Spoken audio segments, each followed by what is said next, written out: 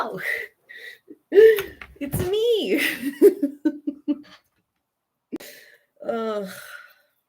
So I found out, right? And I say I found out because literally it didn't occur to me that this was the case until roughly 3-ish hours ago. That I had successfully missed. I should actually wait. I should. I'm live. Because otherwise you won't realize.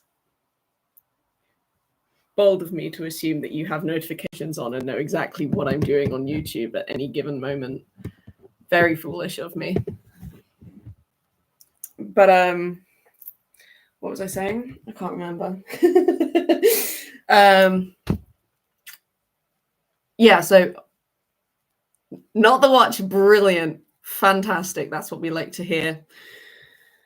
It's what we love to see. It's what we love to hear. Hello, my darling. Oh yes, I was explaining to absolutely no one because because this is what I'm used to doing now. I was explaining that I realized about 3 hours ago that I had, in my complete comatose state of Tuesday, where I didn't wake up until about 5 p.m., I completely missed and forgot that I had missed my mentoring session, which meant that I had several very frantic emails from my mentor being like, "Are you alive?" But for some fucking reason, they're all going to my junk mail. And I don't know why, because I've told Outlook multiple times that I that I don't want them going to junk mail. I've said, like, this is not junk. This is not junk. And yet, so.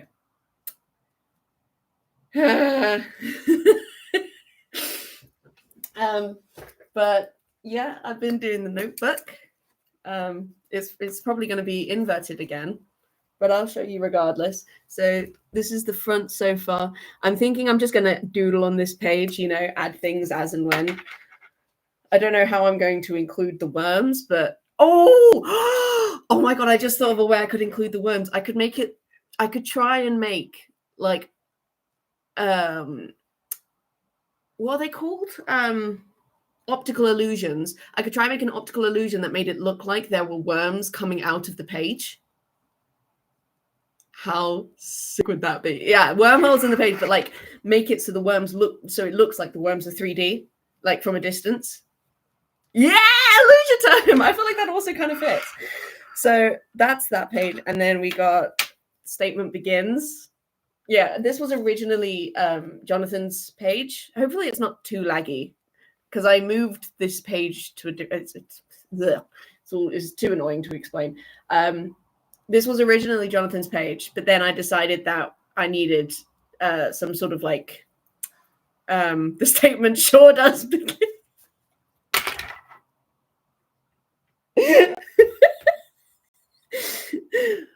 I feel like as well, imagine how fun it will be at the very end, its statement ends.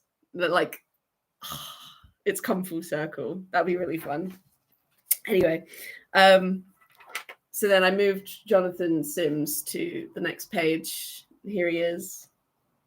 My beautiful baby with his little wormholes that I took a really long time to make because I was very adamant that they look like, like actual scars. So I used white pen and I was just my dedication to the wormholes, just because I think they're really cute. I think the little scar so untraumatized.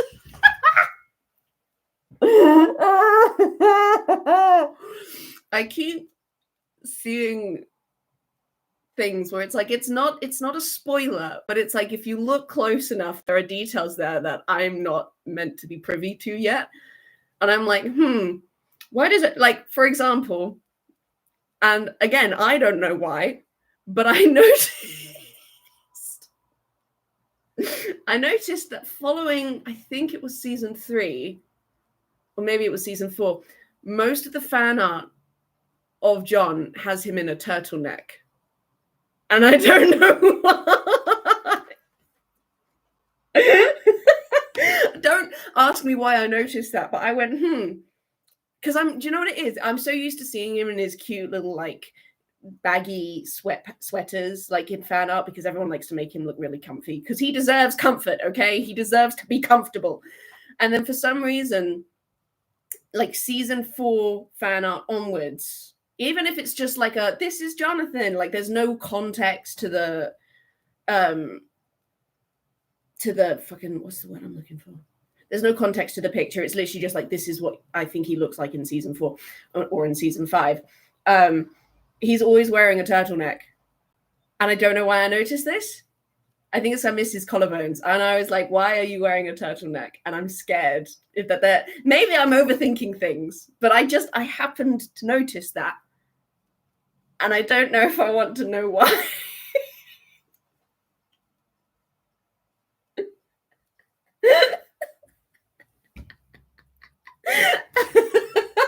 So yeah, it's quite fun when I see things, because I know what's going to happen is I'm going to get to that point and then it's going to become abundantly clear and I'm going to go like I'm going to be absolutely rattled to my boots. No comment, just enjoy it.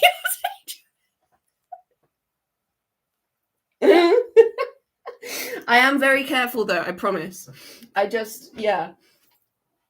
And also I see a lot of like all the ones where because obviously I don't know, I got distracted, sorry. Okay, anyway, let's begin the next episode. For some reason it keeps trying to get me to watch the protocol, even though I haven't even finished. Is it as laggy for you as it is for me? Because like I can see myself and I'm worried that it's as laggy for you as it is for me.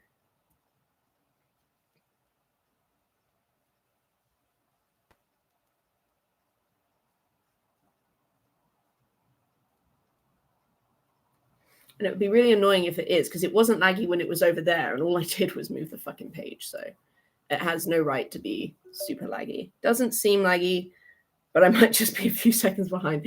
No, you're fine. I think it just got a bit confused when I moved the window, because I moved it so it was on my main computer. So I was more likely to actually look near the camera rather than over here, like I'm talking to the fucking fourth wall. Right. Fucking hell, where were we? We were on 50. Okay, we watched. I wrote the title of this fucking live stream and I've already forgotten.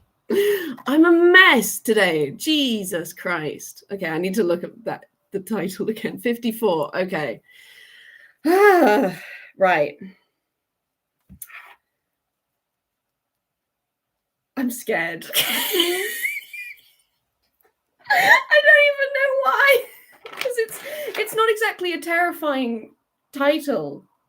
It's just still life. But for some reason, I've got this feeling of anxiety. All right, I'm putting it off. Let's go. Come on. This is a paid advertisement by BetterHelp. Okay. Rusty Quill presents. It's not anymore. The Magnus Archives. And then I need to remove the transcript because the transcript makes me confused. Although I do quite like having... I should probably explain what I mean when I say transcript. On Apple Podcast, they've recently created I say recently, I've only noticed it recently because I started listening to podcasts again, but they may have been doing it before for a long time. But they have an auto-created transcription, which is so it's not it's not like it says who's saying what. It just has these are the words that were said. Sometimes not even with the correct like punctuation or stuff. Like they'll think that one sentence, like for example, the best example I can give is, do you remember when the two delivery people from Something and Hope deliveries came, and they have a tendency to complete each other's sentences?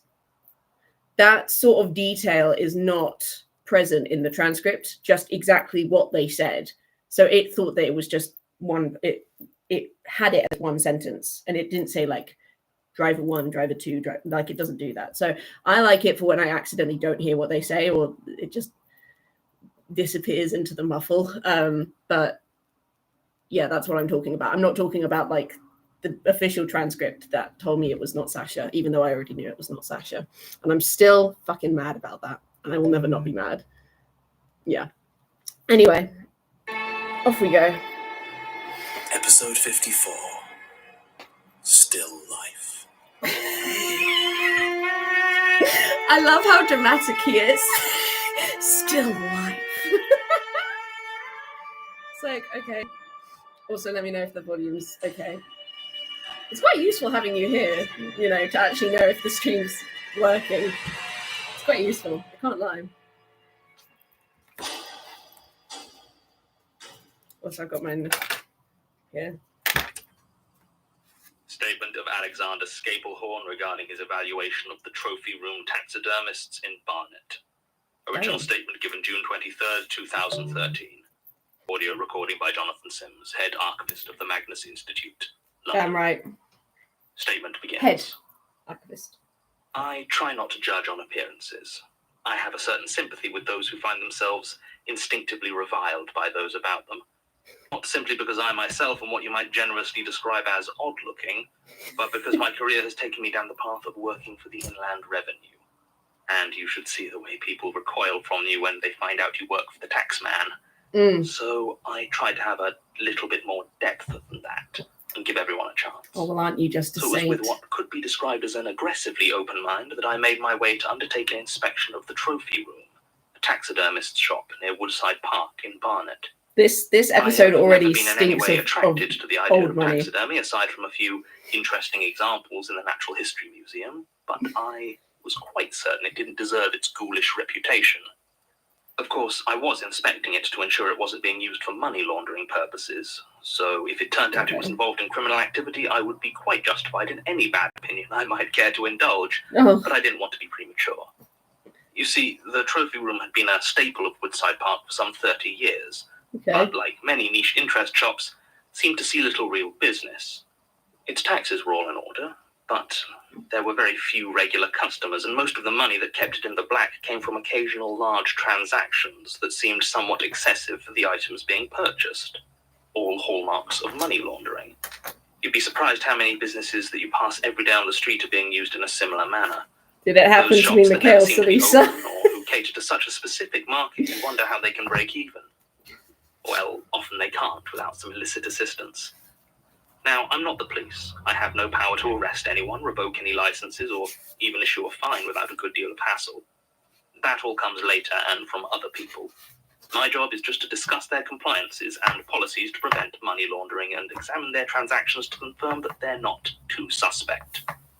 I find it fascinating, but I am keenly aware that the majority of the people I inspect do not share my opinion. As soon as I arrived at the trophy room, I could tell that it was going to take some time.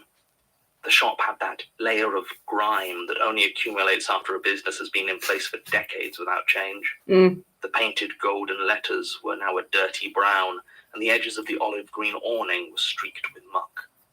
The stuffed tiger in the window was so faded by the sun that I had to do a double take to check it wasn't a lion, so faint were the stripes.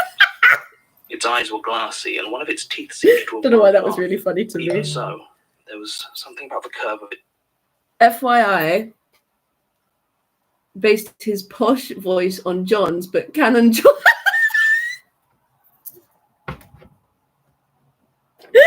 you serious? Elias's voice actor based his voice on John's, but Canon John based.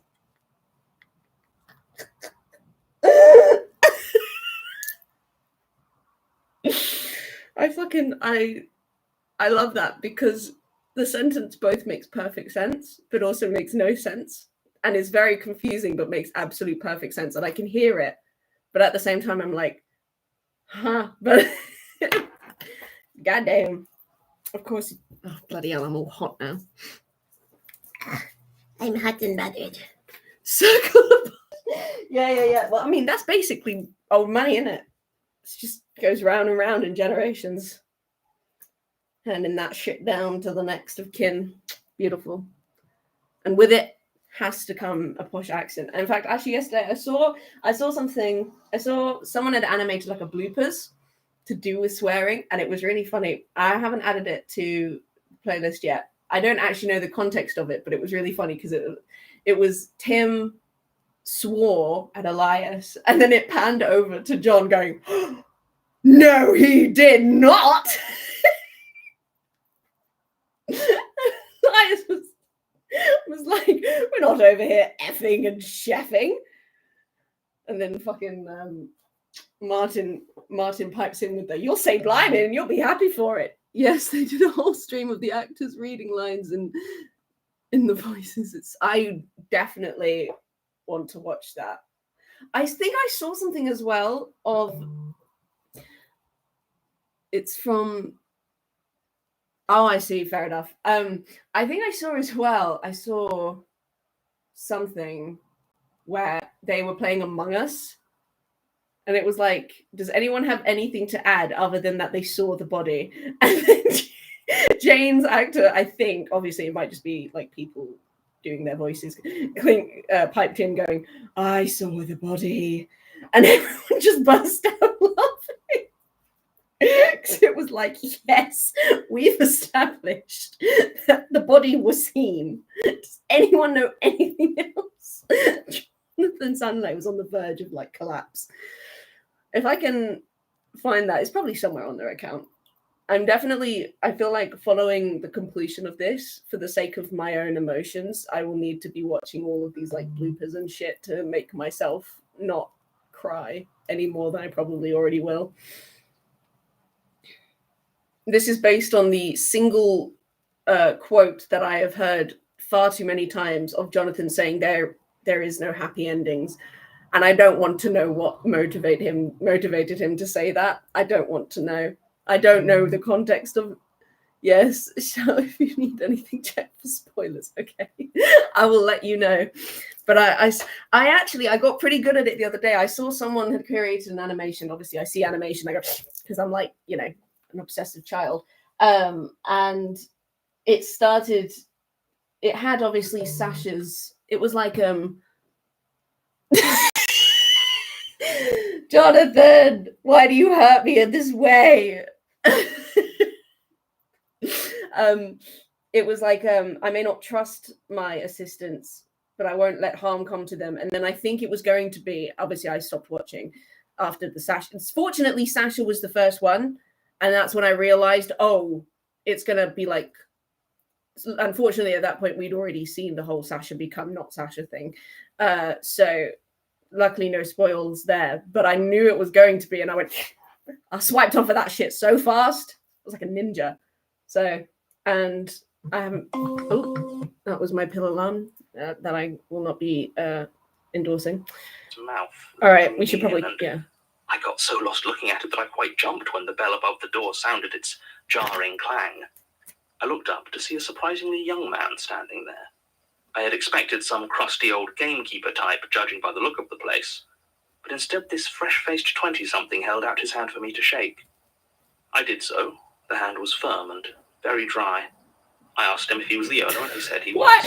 Oh my god, he's a fucking mummy, isn't he? Apparently the place had belonged to an old friend of his father's who didn't have much in the way of family, and when he passed away a few years before, Daniel had inherited it. I asked him if he was even interested in taxidermy, and he just shrugged and gestured me inside. The smell hit me as soon as I crossed the threshold. It was so thick you could almost taste it. Oh, that's lovely, isn't it? A lily and it was rotting under the floorboards. Oh, great. Dreadful smell. I turned to see Daniel lighting a cigarette as if in acknowledgement of the odor. He just shrugged again and said it was chemicals, casting an eye over the assembled collection of taxidermied wildlife. To be fair, I can imagine, hang on, I'm going to go get ice cream. I can imagine that all of the chemicals would probably be quite unpleasant of an aroma, but still, I'm going to go get ice cream. I'll be right back.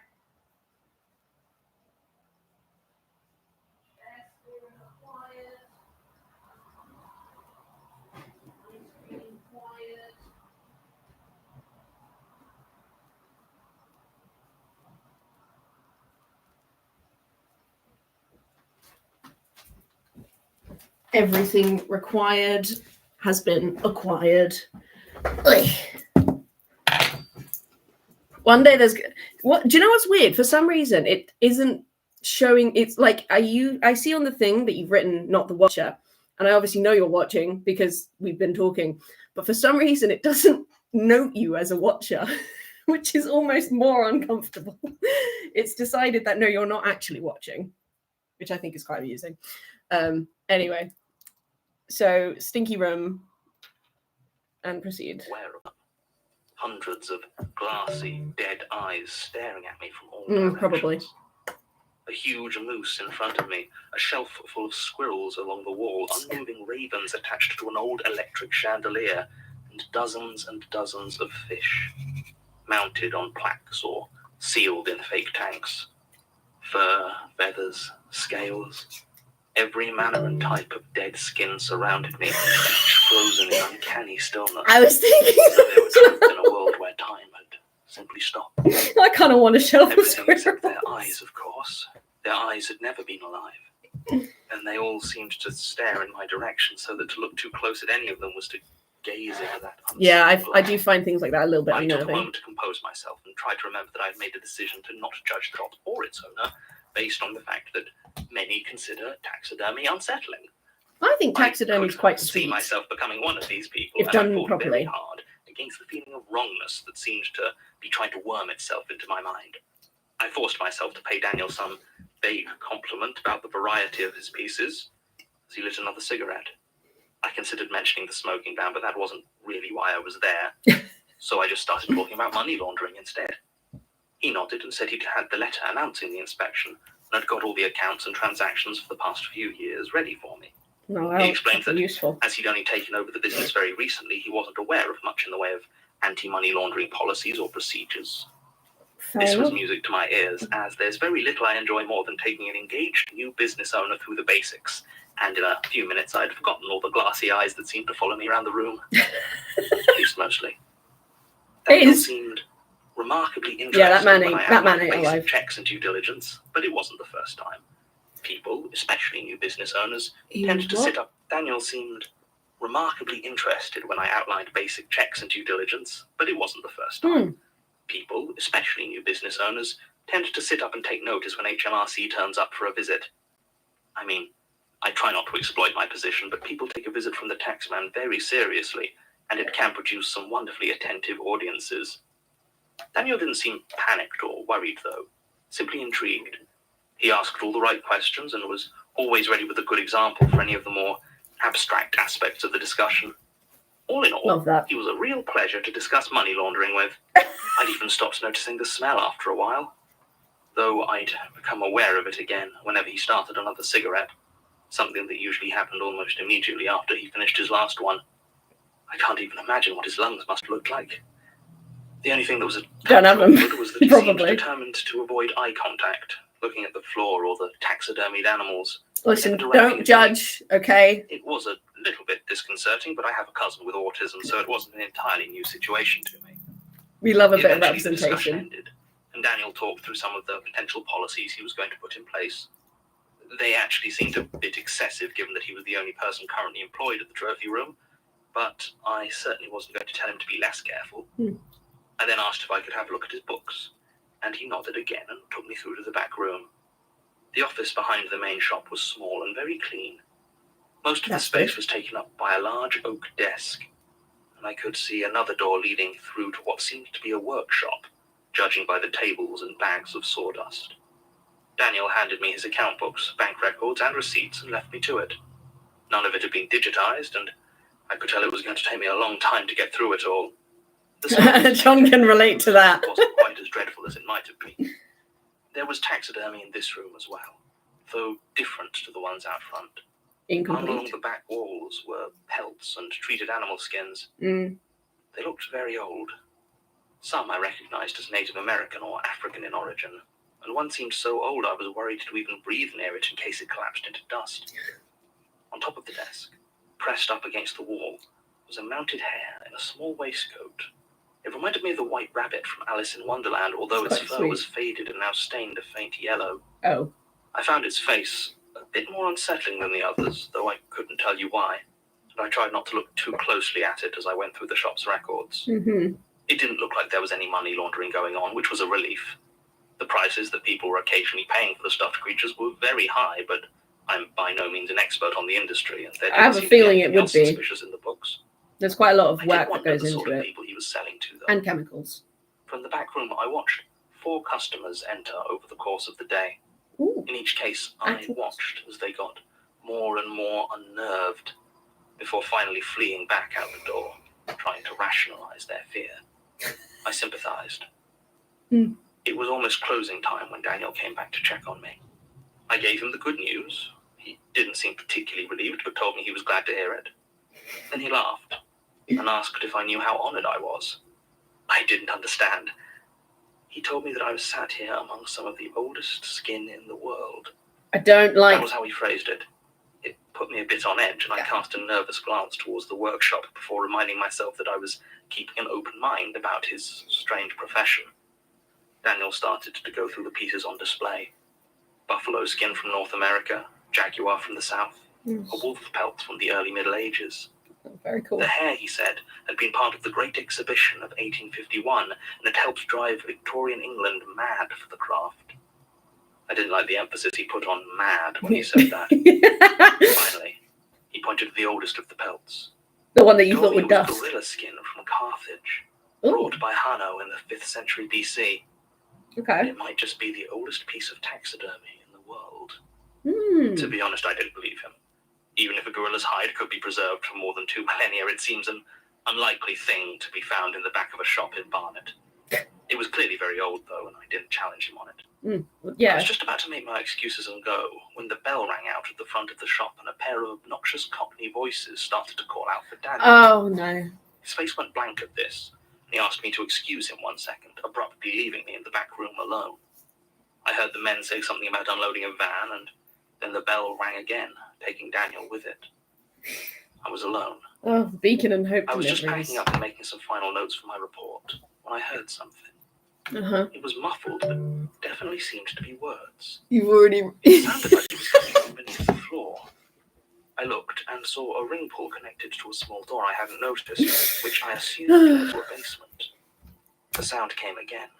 I cast a look into the main shop to see if Daniel had returned, but it was quiet. I knew opening the door was a stupid thing to do. And yet you did it anyway, I'd like like to see everyone the else in this scenario where it fucking would have show. gone well for me. But the whole place was so strange that part of me couldn't resist seeing how deep the rabbit hole went, if you'll pardon the joke.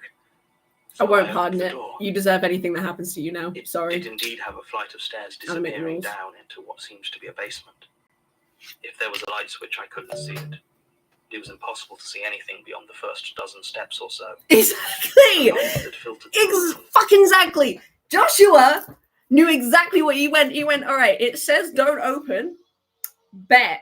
And man came up with more and more intricate ways of not opening it. Even when it tried to make him open it by forcing him to sleepwalk, he was like, nah. You ain't pulling a fast one on me, you freaky looking coffin ass motherfucker. Okay? Nah, not in the 9 realms, you bitch. Okay? I'm going to frost the key in ice. And if you think you're gonna pull a fast one, you're fucking dumb. And then they show up, and he literally just pulls out a block of ice and goes, "Here's the key." Oh.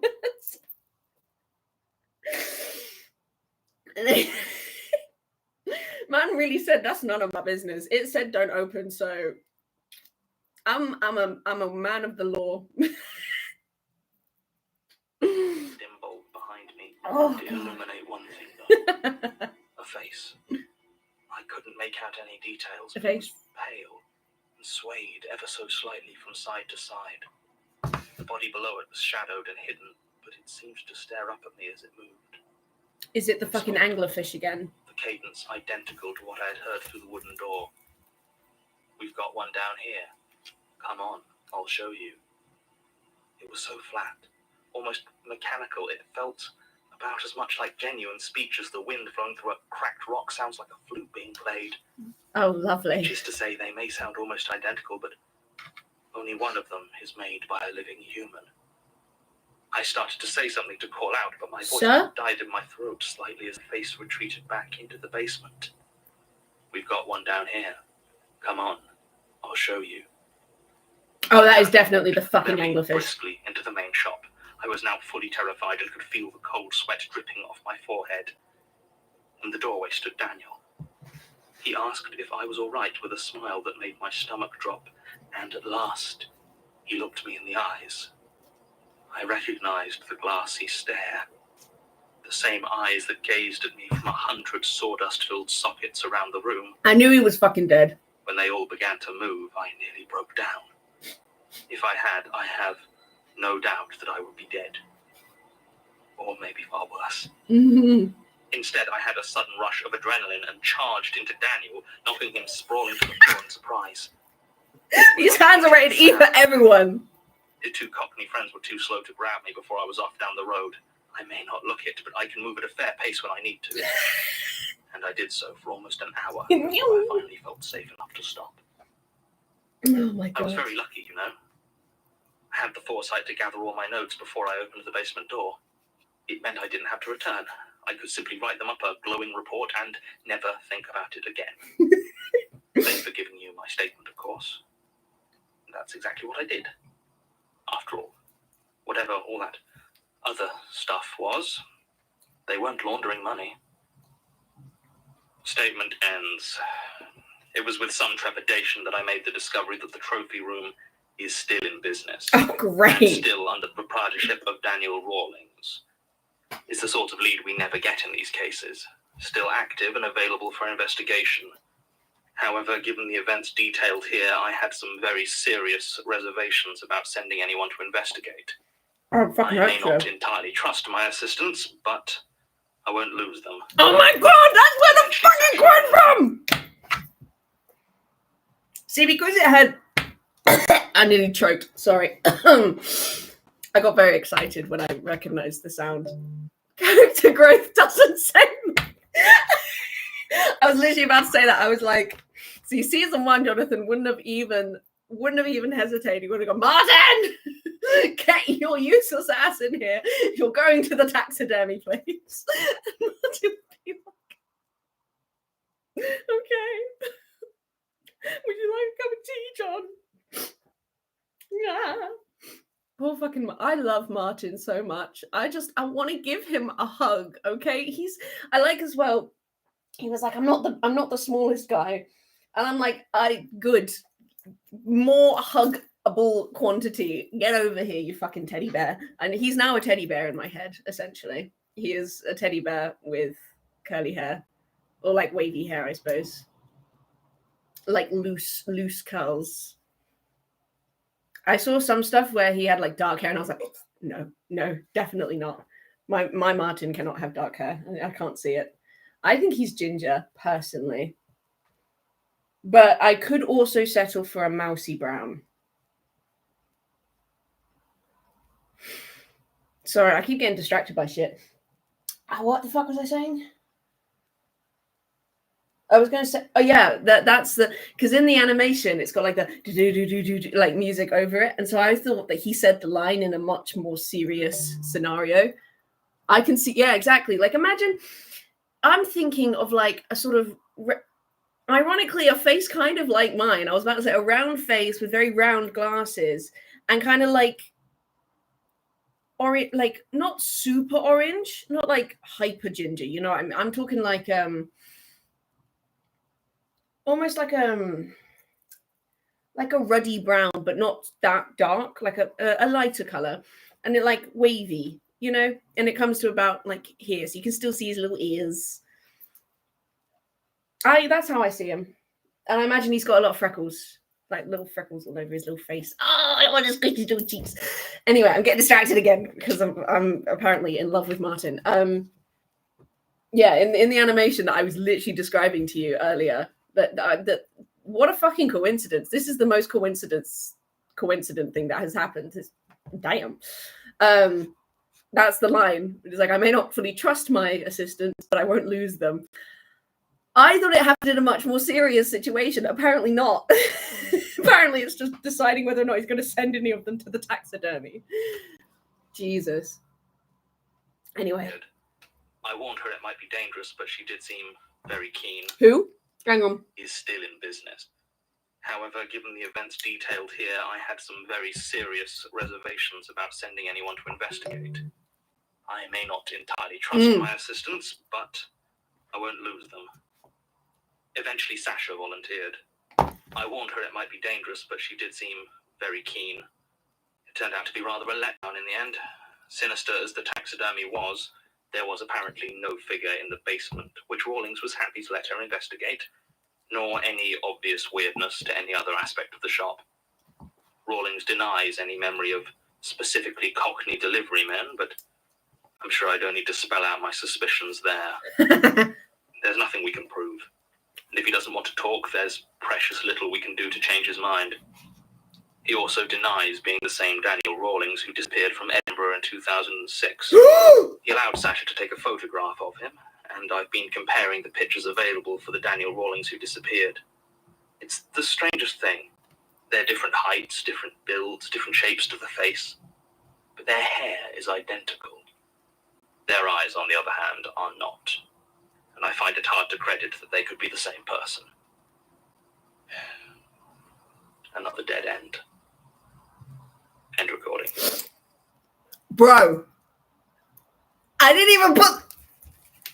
put anglerfish question mark because of the whole like swaying thing. Is that where the Daniel thing comes from? I don't want to look it up, but is the Daniel that he's referring to in here, is that one of the people that disappeared in episode 1? Possibly, I don't know. I'm so scared to look shit up. Ugh. Ever since. Yes, it is. Yes! Oh, I'm so intelligent. So now I'm going to put it says anglerfish. Now I'm going to change it to an exclamation mark. Anglerfish! I've definitely spelled angler wrong. I think I wrote angly. I don't know. I don't know how to spell anglerfish, but I know what I'm talking about, so it's fine. I'm thinking because in this book, right? Oh, anglerfish.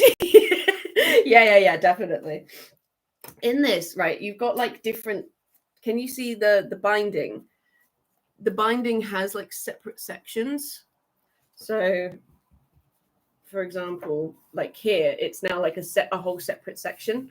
So I'm wondering if it's like I leave this front section, this is like characters, and then I do a different section for something else, and blah, blah, blah. But then I also don't want to have loads of gaps that I then can't fill. Do you know what I mean? It's difficult. It's difficult to know how to do this book because I don't want to fuck it up. But at the same time, I feel like the fear of fucking it up is going to be the thing that limits me. So I'm a bit like, just do it. I'm flip-flopping between just do it and plan everything so it's beautiful, so it's perfect and beautiful. So bit of a sticky one. Would work kind of chronologically. Characters don't have to be grouped and could just come in when they become important. Scribblings and changes are very Magnus-esque. Okay. I will keep. Okay. So I've got the whole those.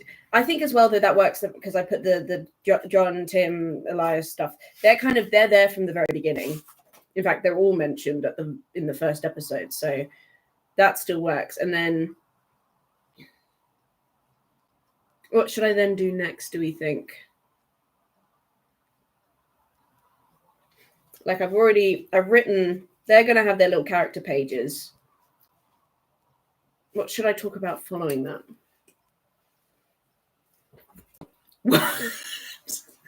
So you think as in like another character thing, or just like talking about the worms, like literally the titled worms, and then like first appear in this episode?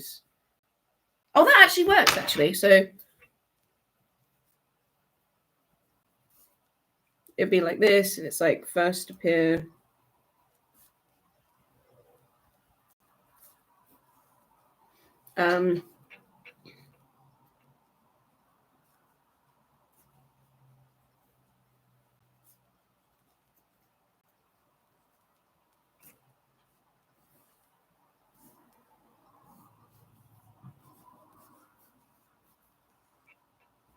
And then like almost like a timeline. Like this.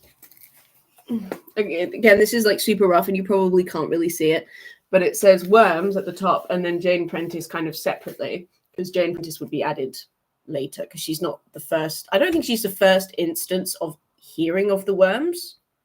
Like her name isn't immediately associated with, I might be wrong about that. I'd have to check.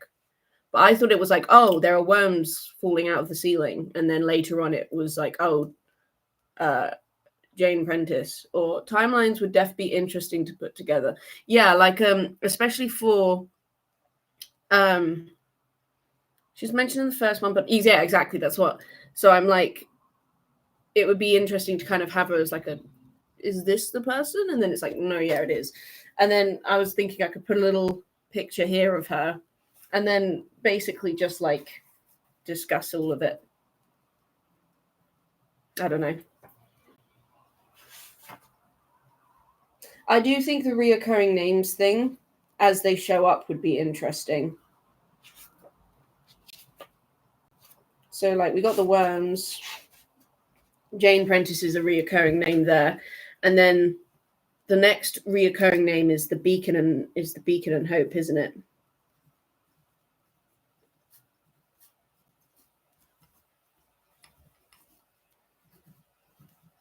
They show up in episode 2.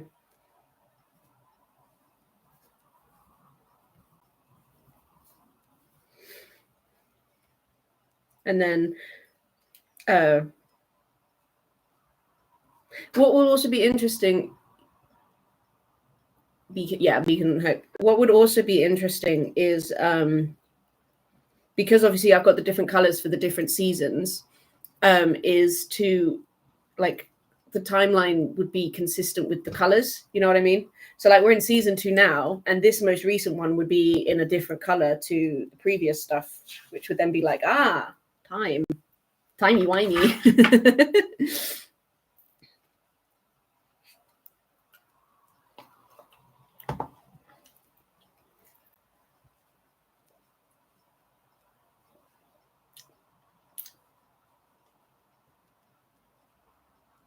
It would be very hard to work by first appearance, to be honest. You won't find out about several till later, so don't worry if they need to be placed.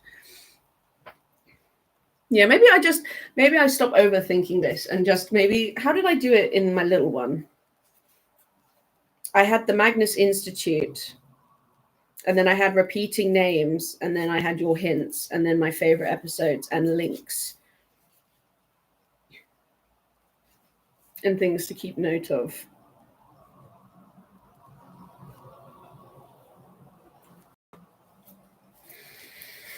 So I think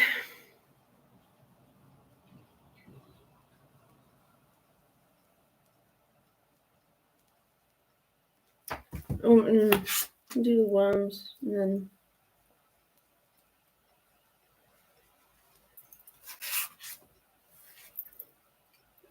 the wilder it is, the more realistic to the vibe, the more paranoid red string maps, the better. I see. Okay, well, I will keep that in mind. I will do some planning of it later on. I feel like I definitely will make it a little bit wild. I think maybe almost filling it in as I'm listening, because then that would be very timeline consistent. Because that would be exactly as Jonathan experiences it, wouldn't it? Anyway, I'm getting too into that. I'm ready for my supplemental. I'm very ready for. Let's hear what crazed delusions Jonathan's going to have today. Supplemental. I broke into Gertrude's flat. I was doing some digging when I discovered that her home had not yet.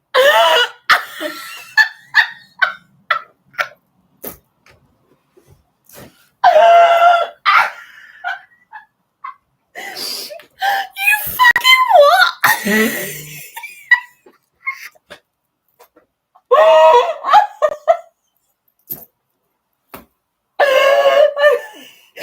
can't breathe. Oh my God.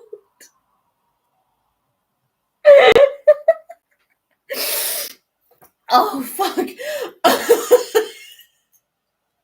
Oh my god, that is the funniest. Supplemental. I broke into Gertrude's house. Oh, fuck. Oh, fucking hell. Jonathan, you always make me chuckle. If ever I'm depressed, I just need to listen to his delusions and I lose my shit. Right. Being relet. A quick discussion with the agent confirmed that there was Right, some let's stop. supplemental. I broke into Gertrude's flat. Okay. I was doing some digging when I discovered that her home had not yet been relet. Okay. A quick discussion with the agent confirmed that there was some legal delays due to the manner of her disappearance and death, and she was paid up for the next 6 months. So they hadn't yet cleared it out. So I broke in. It wasn't easy. The obvious next step. I didn't get a lot of time before I heard sirens, but I think I got away with it. I learned a few things from this. Firstly, Gertrude lived a very minimalist existence. There was nothing in the kitchen except tea bags, a pot, a kettle, and a single mug. Her bed was neatly made, and she had a single bookshelf filled with an array of volumes, mostly on history. Okay. Judging by the bag I found nearby, I think she must have gotten rid of books once she had read them. Oh. She didn't own a television, but I did find something that piqued my interest. A laptop charger. There was no sign of the computer that went with it, but the indication that she might have owned one has inserted itself rather high on my priorities list. Of course it fucking has. Still, her home has given me little information in and of itself, though it continues to prove that my impressions of Gertrude could hardly have been less accurate. I'm starting to feel like the only correct assumption I made about her was that she probably liked tea. Oh, and I looked through a handful of books on her shelf. They were very well taken care of, with the exception that any time a person's face was featured on the cover, their eyes had been cut out and very carefully removed. What? What? Oh my god. Oh, don't like that at all. Okay, so clearly Gertrude wasn't quite in their head either. Jesus Christ. What is it about being the head archivist that makes people fucking insane? Jesus Christ. Also, I find it really weird that she threw away books after she read them. Do other people not just... Lom, don't do that. I feel like I'm not in on a secret, and it's making me sad. I mean, I am not in on a secret. That's the whole bloody point. But still, stop. Stop! Don't not the eyes. Oh God, not the eyes. I finished my ice cream. Yeah, everyone just seems to be kind of insane. Enjoy your I don't know if I can enjoy them, knowing that they're all in ignorance. You've ruined any chance I had of just living in an ignorant life. It's like enjoy that whilst it lasts. It's like, what do you mean whilst it fucking lasts? Why won't it last? I was literally about to say, I think you get a genuine sick pleasure out of bringing me distress, and honestly, I can't fault you for that. But don't think I haven't bloody noticed, you little cretin. Anyway, back onto the subject. So, for some reason, she was cutting the fucking eyes out of her books. I experienced the... Okay, fine. I'm sorry. I will allow you your time of torment. I think you've definitely earned it. So, but anyway.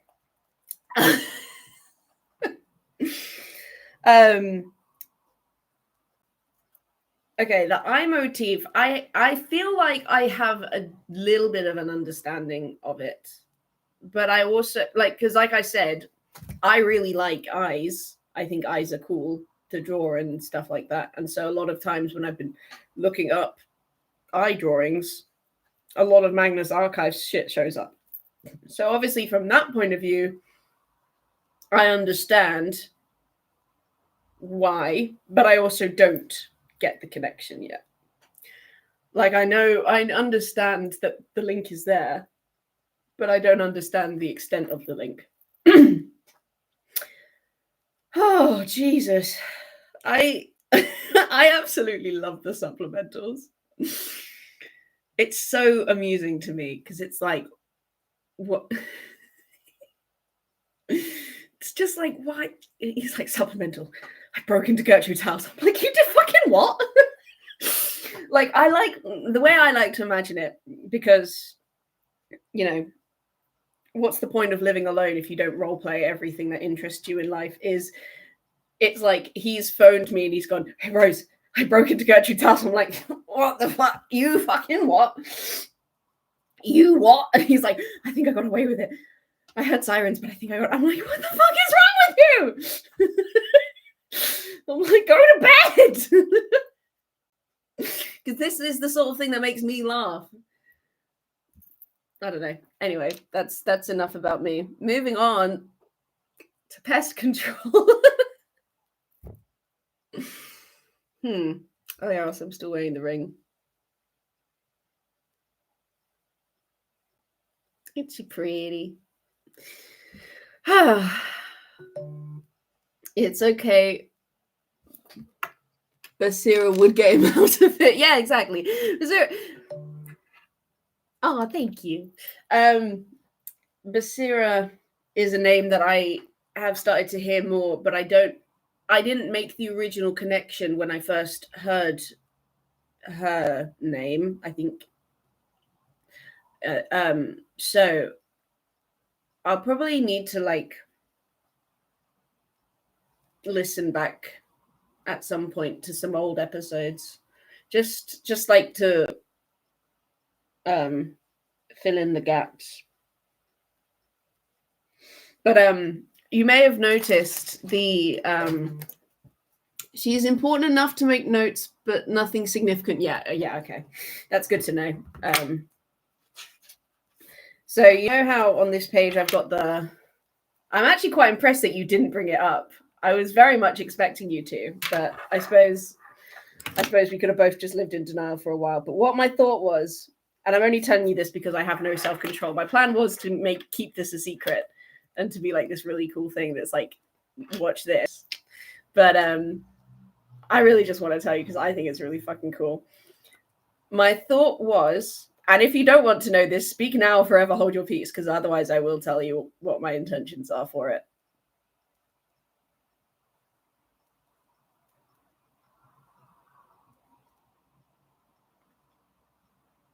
All right. Holding peace. Wonderful. Okay, so I was like, I need to give you a little more time than I was expecting, because delays are very much a thing that I forgot is an actual thing that I need to think about when you're watching. My thought was I could get a UV pen and do invisible ink. And I don't know, I just thought, fucking how cool would that be? Like, you put it under fucking UV and then suddenly there's additional scribbles everywhere being like, I don't know, being like, don't trust him. And yeah, exactly. Like on the Liar's Boucard one, for example, you could have like his picture be like, don't trust him, or something like scribbled all over it.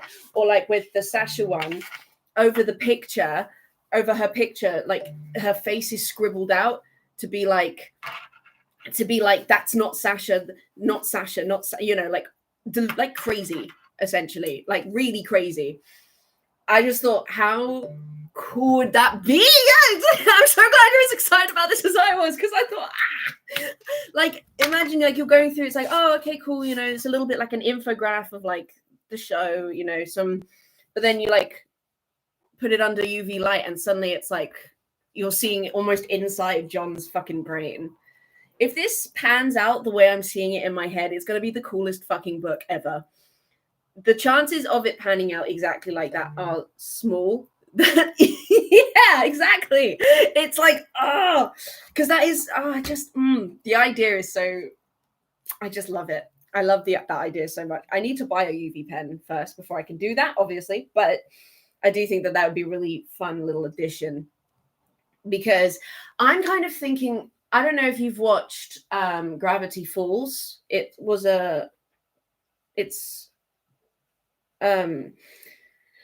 a cryptid show almost. It's an animation, and it's a kids show technically. It shouldn't be, but it is. And there are these kids, they're there for summer, and they find this book that's kind of like this. I've seen the show finale episode, but that's it. You should really watch it because it's definitely up your alley. It's a little bit more juvenile probably, but it's kind of like if someone made the Magnus archives for children. That's the best way I can probably explain it. It's a lot of cryptids, it's a lot of getting chased by things, but no one dies. So, slightly different. And to be honest, the book's kind of like this, except the front is like a hand like this, which you probably know if you've seen the ending. But when you hold the book under a flash, I think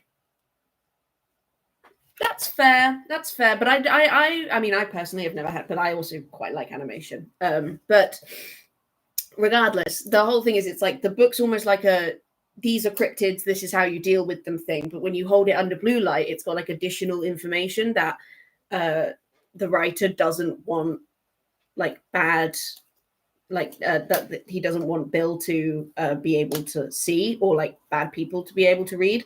So it'll be things like, this is how you deal with this particular monster.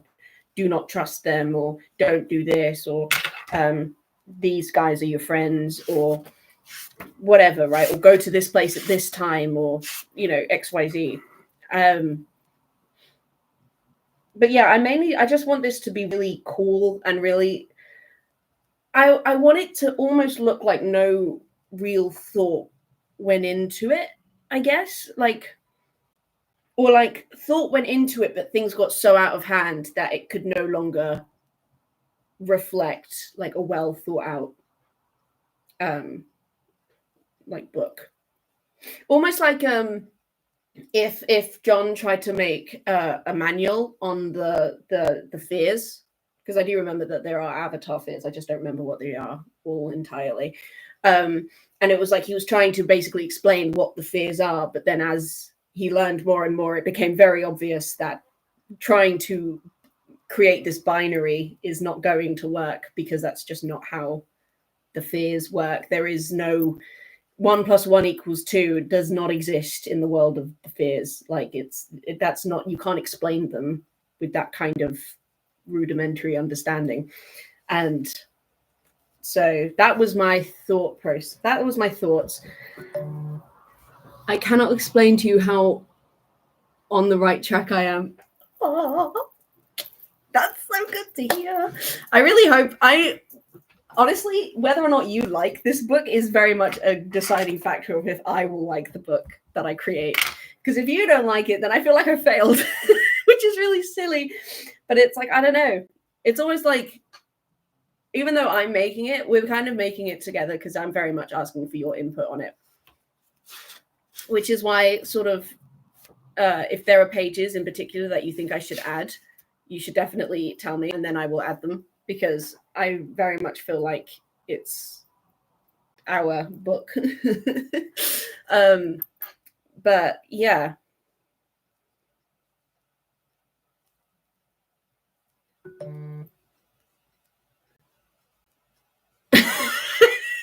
Well, I will only like the book if you like, well, shit, we found ourselves in a poshness cycle, except it's not about poshness, it's about feelings.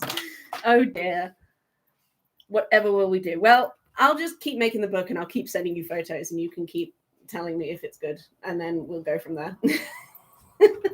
Anyway, shall we carry on with the next one? I can't believe I've already been talking for an hour. See, this is the energy that I don't get when it's just me, because normally I'm just filing through it. I actually get to talk to you, which is fun. Okay, pest control. Let's go. AI might be. sequel Sorry. The Magnus Archives. Pest control.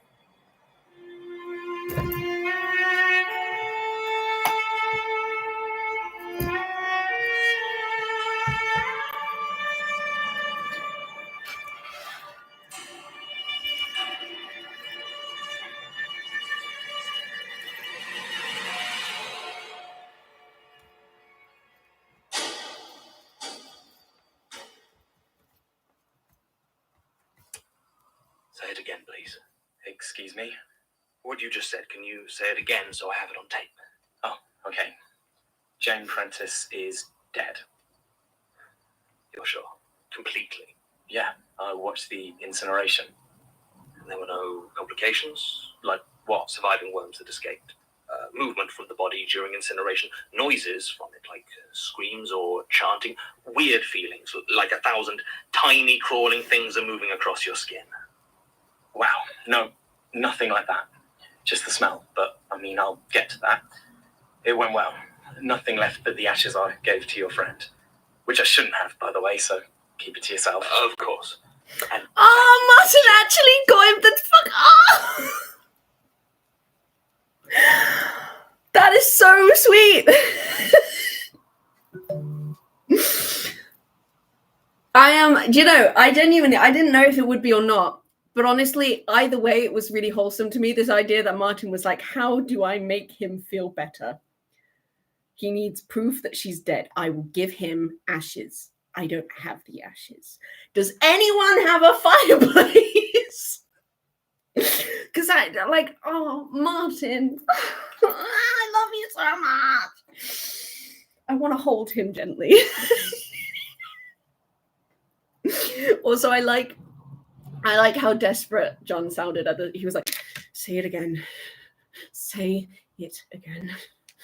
I was like, he's very good at hiding that he's a little bit insane, but I think there we saw just a little bit more that he normally reserves for the supplemental that came out, because let's be honest, he's still fucking terrified, which is crazy because he didn't actually have like a direct experience with how Martin did. Martin was the one that was locked in his fucking house for like 2 weeks, nearly starved himself because he had no fucking food, but John's like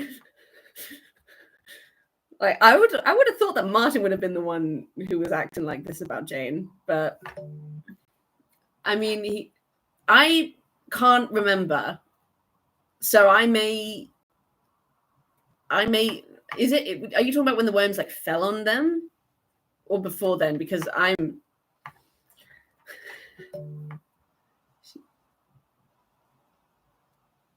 yes, the what, when like they opened the thing and they all, I would imagine it's that. Too many worms, man. It's too many fucking worms.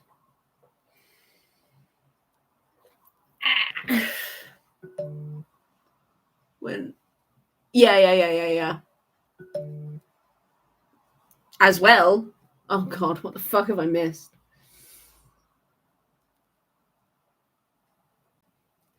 I'm probably just misremembering shit. To be honest, I was probably going to listen to the finale anyway, just because it was so good. Those last 2 episodes of season 1 were just so fucking good. It's okay. Audio is hard to comprehend. Yeah, I absolutely agree. I still need to listen to that line that Martin said that you discussed. Maybe I'll do that after we finish this one, because I need to hear that with my own 2 ear holes, because it sounds so wholesome. It's been months, though. Why are you just looking to make your statement now? Well, it's not just burning her body. It was also the one that was first called in to deal with the nest in her old apartment. Oh. Yeah. But there are a few things I've been thinking about, putting some pieces together, and I thought, well, you guys should probably know. Right. Well, start from the beginning, wherever you feel comfortable. Statement of Jordan Kennedy regarding... Yeah, I thought it was his leg, which is why I always found it really odd when people were like, and it's like, no, he can't run. He can't run because Martin went at his leg with a fucking bottle spinner. Martin went, I have a salute. I can't believe John just let him do that. I am surprised that he even got close enough to John with the bottle opener. But it worked, I guess. To be fair, it's quite a smart move. But it's still very unsettling. things I've found while working in pest control. Statement taken direct from subject, 3rd November Yes, 2000. I would agree. Getting corkscrewed is definitely better than getting quoted. I've worked as an exterminator for the better part of 10 years now. Okay. I should say pest controller, really. The BPCA generally advise against using the E word. They feel it sounds a bit too unpleasant. It harms our public image. I've never really minded. I mean, I guess I could say killing things is sort of exerting control over them, but I've always felt that trying to sanitize my job is somehow a bit dishonest. Well, yeah. Like trying to help people forget that what they're actually doing is commissioning the deaths of creatures which we've deemed too disgusting or unhealthy to live. It needs doing, don't get me wrong, and I'm happy enough to do it. But it isn't my job to hold people's hands and make them feel better about it. I've done places all over London, mainly big commercial buildings where I have to work at night while all the bankers and the like have gone home. Setting traps, putting down poison boxes, the usual. Residential homes don't call me out quite as much for rats and mice, especially if it's a rental place. Most landlords don't bother paying out for that sort of thing or try to deal with it themselves. You get a lot of calls about bed bugs, though. Those little bastards are a devil to get rid of, and in summer we have to deal with plenty of wasps' nests. Sprinkle in a generous handful of cockroaches, ants, and occasionally even birds or foxes, and you have a pretty good idea of what my working life consists of. Pretty normal. Got my first weird call about 5 years ago. It was ants, or so I was told, down in Bromley. The house itself looked like a pretty standard suburban home, maybe a bit more run down than its neighbours, but nothing particularly unusual about that, especially if they were calling me in. There was no car in the driveway, and the blinds were all drawn despite the summer sun. It didn't look like there was anyone home. That's I unpleasant. found out later that it had actually been one of the neighbours that called me in, a woman named Laura Starr. But at that point, I was still expecting to be met by someone at the house. I knocked on the door, but obviously there was no answer. Now, I always wear gloves when I'm on the job, and when I noticed my hand, I noticed a very faint sheen where the thin leather had touched the wood. It seemed to be some sort of oily residue. I was feeling less comfortable with the job by the second. I couldn't hear anything from inside, so I knocked again. The woman who hired me had said to let myself in, but I didn't want to just waltz in unannounced. That's fair. After a few seconds of silence, I tried the handle, and sure enough, the door opened. There were no lights on the inside, and the place seemed almost completely empty of furniture. I could see faint movement. Says on the courtesy of floor as I Martin, looked by the around way. for the light switch. I found it quickly enough, and flicked it on to reveal exactly what I'd expected. Ants. I just hadn't expected that many. And there were so very many of them. To this day, I've never seen more ants inside a building at once. There must have been thousands carpeting the floor and swarming over the walls. I drew my hand back from the light switch as I noticed dozens of them crawling around it. Even the bulb seemed to be covered with them, causing the light in the room to be covered with twitching shadow. The house itself didn't look much better. Wherever there was a gap in the ants, I could see that same oily rot. And I couldn't escape the idea that the building was somehow sick. Now, I've seen plenty of disgusting things in this job, but I reckon that moment was one of the most intense. I fled briefly back to my van to decide on my next move. Normally, I'd leave out some poisoned bait for them to take back to their colony, eliminating the problem at its source, but an infestation that bad, well, that doesn't come from nothing. I needed to get a sense of exactly what I was dealing with. Even from the road, I could see a steady stream flowing out the open door and over the step. I kitted up with pesticide spray and headed in for a closer look. I wouldn't normally bother using spray on ants, but this wasn't normal, and the formula I was using worked on ants just fine.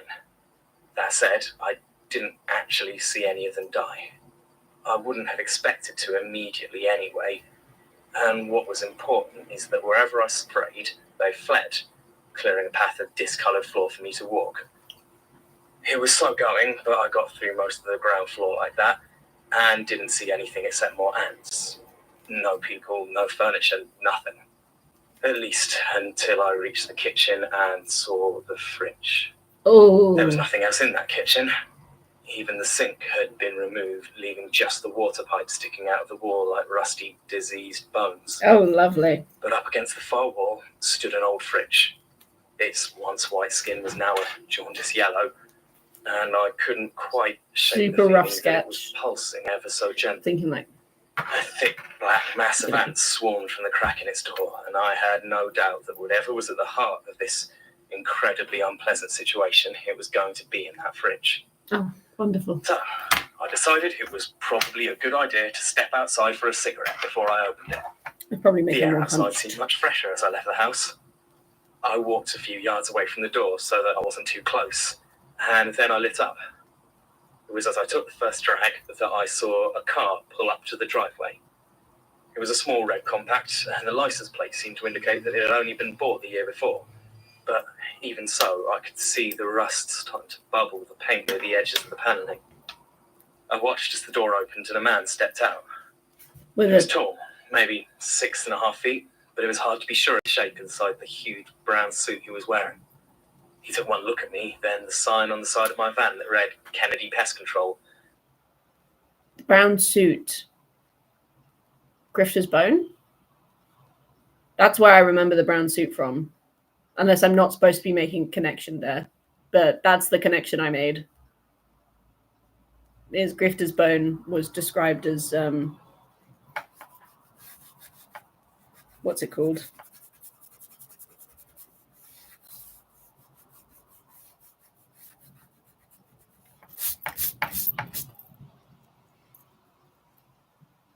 I don't know. Maybe I'm not meant to make a connection there. And his face began to crease with rage. I took another drag on my cigarette. I was uneasy about the whole situation, was waiting to see what the strange-looking man would do. He walked up to me, great strides that brought him close enough that I could see the unhealthy gloss of sweat on his skin. Was everything here sick? He leaned in far closer than I was comfortable with and demanded to know what I was doing. I told him that the homeowner had hired me to take care of an ant infestation and I'd been doing a preliminary sweep. He started to shake his head violently, saying that he was the homeowner. That this was his house and I had no business being there. Well, those weren't his exact words. What he actually said was that I had no business plying my vile trade on his property. I was about to get out my phone and call the woman who hired me when his hand shot out without warning and grabbed me by the throat. He lifted me off my feet with a strength that terrified me, and I was very glad that, even with the hood down, my protective suit kept my neck covered.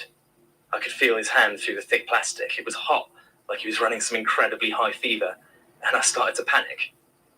He held me there, almost a foot off the ground, and my vision began to swim as he squeezed my throat. As I struggled for breath, I flailed for something to fight him off with, and realised that I was still holding my lighter. With a degree of composure that, looking back on it now, still surprises me, I flipped the lighter on and raised it to just below his arm. The result was a lot more dramatic than I expected. His loose brown suit sleeve caught almost immediately, and within a few moments his whole arm was alight. He helped and dropped me onto the ground as he began to flail about, trying to stop the fire spreading further across his body. I staggered to my van. But then it didn't matter who the rightful owner of that house was, I was done with that job. It was as I was climbing into the van that I smelled it. It is the most disgusting thing I have ever encountered. Halfway between sunk at roadkill, stale sweat and rotten eggs with just a hint of burning rubber. And underneath it all is that undefinable scent of sickness. You know that smell you get when you enter a room where someone's been ill for several days? Yeah. No matter what else it smells like, beneath it all, there's that vague but undeniable whiff of disease. Yeah. That's what this man smelled like as he desperately tried to extinguish his burning flesh. I drove away, trying not to gag, and I didn't look back. I didn't call the police either, as I felt they might not look too kindly on me setting a man alight. No, probably not. I assume he didn't file a report either, as no one ever turned up to question me about it. So that was the first time I encountered that smell. I see. And the other time was when you burned Jane Prentice? Not just. I mean, I didn't actually see her. The incineration was the first time I ever saw her in person. But a couple of years ago, I was called in to deal with a wasp's nest. That's what the landlord had called it on the phone, at least. Apparently, it had injured one of his tenants earlier that day, and I was the first pest control service he had called. That was free immediately. He didn't tell me the name of the tenant, though obviously I now know who it was.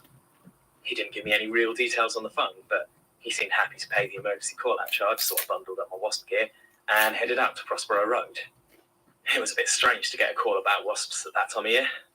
It was late February or early March, I think, and still quite cold. Still, if it was a warm enough building, they could easily be getting active. Regardless, I made sure to check over the thick suit I used for that sort of job to make sure there was no weakness or damage. If they were aggressive enough to injure someone, I wasn't going to take any chances. Mm. The landlord's name was Arthur Nolan. He was a short man with a constant scowl, thinning white hair and a well-chewed cigar. It looked like his denim shirt had once contained quite an athletic build, but it had long since settled. He looked me up and down as I left my van, and I saw his mouth twist briefly in irritation. Clearly, he wasn't impressed. I gave him the usual talk through what was going to happen, and he nodded absently before pressing the keys to flat 4 into my hands and pointing me towards it. If I needed anything, he said he'd be in flat 1 where I lived. I advised him and the other tenants to stay out of the building while I was dealing with the wasps, but he just grunted and told me again that he'd be in flat 1. The other tenants had apparently already left. I loaded up on Varcam-D insecticide and headed in. It was a lot quieter than I expected. By the time I was outside flat 4, I would normally have expected to be hearing the buzzing sound of wasps, but the evening was quiet. I opened the door slowly, no sudden movements that might alarm anything on the other side, but again, the flat seemed to be empty. It looked like there'd been some chaos, though, with books and clothes strewn across the floor and a shattered TV screen in the corner. I found the ladder up into the loft space in the centre of the bedroom. It was quite small, and climbing in my bulky suit was tricky, but I got up there. Still no wasps, but it was very dark, so I rooted around again until I found the switch to a single bare bulb. The light was very faint, but enough to make out a thick, pulpy lump up against the far wall. It certainly didn't look like any wasp's nest I'd seen before. I mean, the shape was familiar enough, but the texture of the surface was way off. Mm. It seemed a lot less papery than would have been normal, and the walls were less regular, going off at odd angles and making it kind of hard to look away. The whole thing was spongy, pot with tiny holes, and generally looking very indeed. Mm. And most disconcerting of all, there was still no wasps. Oh, None God. of this changed the job I had to do, so I figured I'd start off like any other wasp's nest and see if it worked. I reached forward, staying as far from this thing as the nozzle would let me, and I pushed it into one of the larger holes. It sank in with almost no resistance at all. I took a deep breath and pulled the trigger, spraying the insecticide dust deep into the mass. The effect was immediate. The whole thing started to pulse and spasm, the spongy flesh of it throbbing and bubbling like some sort of vile putty. Yo. It began to grow in size, blossoming out and covering the rest of the nozzle, reaching out for me. Oh. And then it began to scream. Mm. Not the sound of air escaping or a buzzing that sounded like screaming. The weird nest thing was letting out a long, warbling cry of anger and pain. I dropped the pump and was down the ladder so fast I almost fell into the flat below. I could still hear it as I reached the door to the corridor. I threw it open, only to be confronted by the face of Arthur Nolan, the landlord, staring at me with a look of disappointment. He nodded and began to walk down the hall. I followed him, desperate for answers, but he just ignored my questions about what the hell was going on, what that thing was, and kept walking down the stairs to his own flat. At one point, he shook his head and mumbled something about hoping it wouldn't get this far, but he didn't seem to be saying it to me. As soon as the door opened, I became aware of how uncomfortably warm flat 1 was. The air was thick and dry and made my throat feel a bit scratchy. The landlord continued to ignore my presence and walked over to an old armchair in the centre of the room. As he did so, he started to unbutton his denim shirt. More so than anything else that happened, that was the thing that finally stopped me in confusion. I couldn't understand what he was doing. As he sat down, his shirt flapped open, and I saw what looked to be an intricate scar on his chest. If I had to guess what it was, I'd have said it looked like a stylized flame, but it also made me think of a face contorted in pain. Time seemed to move slowly as he reached for the ashtray on the arm of the chair and picked up a pack of matches. He struck one, and without even looking at me, he gently pressed the small flame to the centre of the scar. His flesh caught fire immediately, the flame spreading across his body like rippling water. What the fuck? The armchair caught, What the fuck? then the floor, and then I was running out of the building before the rolling inferno covered me as well. This time, I didn't drive away. What the I fuck? stood there, and I watched it burn until the fire brigade arrived. It Jesus. was when the fire hit that attic space at the top floor, where I knew that awful nest still sat. That was when I smelled it. The same grotesque stench that had come. Today's comprehension quiz. Right. Well, obviously, we've got the corruption because the wasp's nest, you know, Jane Austen, Jane Prentice and her fucking worm buddy pals. And then we got a guy who, at first description, I thought was Michael Crew because of the scar. But then I feel like fear of fire is the wrong thing, but like fear of desolation, almost like destruction. And I think that destruction does not like corruption, because corruption doesn't destroy, it changes. And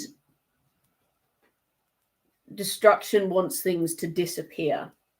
It wants things to not exist anymore.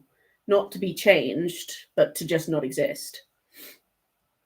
Whereas corruption does not destroy things. It manipulates them to a point that they are no longer what they once were. Thank you! Oh, stop! God! I'm proud of myself now. Oh, I genuinely was talking out my ass for that as well, so I'm quite glad that I got I'm glad I got a decent grade. Yay me. Right. From that oily, fevered man 3 years before. At the time, I didn't really connect the two. I was too busy trying to comprehend what had just happened. And when trucks from the ECDC showed up to put me in quarantine, it slipped my mind entirely. Mm-hmm. They were surprisingly forthcoming about Jane Prentice and what had happened. And after an extensive debriefing, they actually offered me a job. Apparently, disease control and pest control often go hand in hand, and I've been working for them since. Oh. Most of the jobs have been mundane, a couple slightly weird, but nothing like those two. So why make your statement now? When I helped incinerate her body, I smelled it again, like before. Took me a while to piece the two together, but I thought you should know. Are you saying there might be more out there like her? God, I hope not. I don't know. The man from the ant house, he wasn't like her, not at all. But that smell when they burned, I think they're connected somehow. And that scares me. Yes. Yes, it rather scares me too. Mr. Kennedy's statement has left me somewhat rattled. Oh, best fucking bet, While mate. I am always glad of any further closure to the case of Jane Prentice, this seems to come with the rather serious caveat that she might not have been working alone. Oh, God. No, that doesn't sound right. Jane Prentice, or whatever this flesh hive was that took her, does not seem like the sort of being that would work well with others. Mm. The house in Bromley was torn down last year, but Martin managed to locate the ownership records. It was listed as belonging to John Amherst. Why The does that... dates aren't entirely clear as to whether this was just before or just after he apparently took charge of Ivy Meadows nursing home.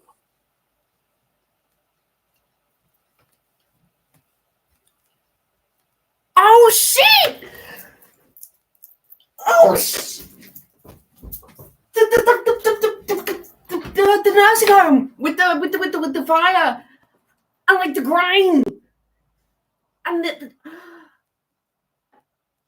John. Oh shit! Connections! Oh my god! Woo! Woo! What a rush that was! Yikes! I apologize. I got a little bit excited there. Okay. It took me a second because I was like, oh, for fuck's sake, John something. Why does that sound fucking familiar? Love it when John explains it so we don't have to look it up. So do I, because it's like, bro, do you understand how many fucking names I'm trying to keep a bloody note of here? Ah, shitting hell. Right. So, wait, just to clarify, the house in Bromley was where the wasp's nest was, yeah?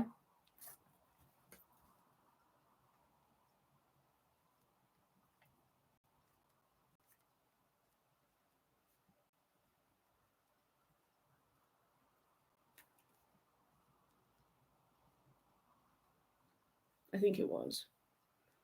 I'm going to assume it was until I know any better.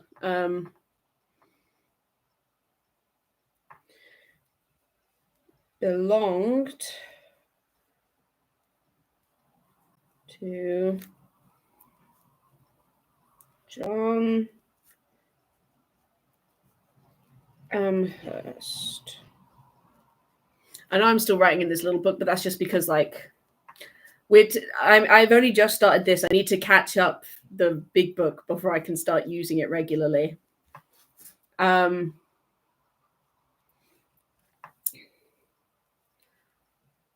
Guy who made the nursing home gross.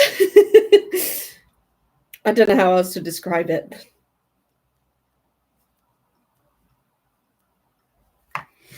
I feel like that's the best way to describe what you did to that fucking nursing home. Well, how at the nursing home as well, I didn't take note of it. The person who was saying it described two people.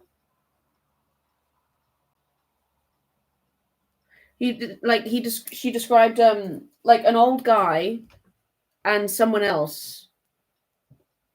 Also, I just looked up pictures of Jane Prentice just to like have a little bit more reference for when I'm drawing her, and I feel the need to. I don't know how I'm going to show you this, but oh sweet Mother of Mary, there is. No. When she showed up and the place was gross, like completely grossified, all the windows were disgusting and there was just like slime everywhere. And then she could see the nurse on the inside, and the nurse then was like, ah, and there was like things falling out of her fucking mouth. And then she ran around the side out of like, oh my God, there's things coming out of her fucking mouth. And then she got like tackled by some guy, was like screaming her ass off. Yeah, those people. All right, fair enough. Oh. Oh, great. I guess I'll fucking find out. Anyway, not supposed to know yet. Okay, fine. Maybe I'll write down the details of what they look like later. So then it's like, when I find out who they are, I can be like, that was them. Also, yeah, you need to see this absolute monstrosity of a fan art. I'm almost reluctant to send it in the chat because it's so disgusting. I love them, but I have met them before. Oh, fucking hell. Shitting Christ.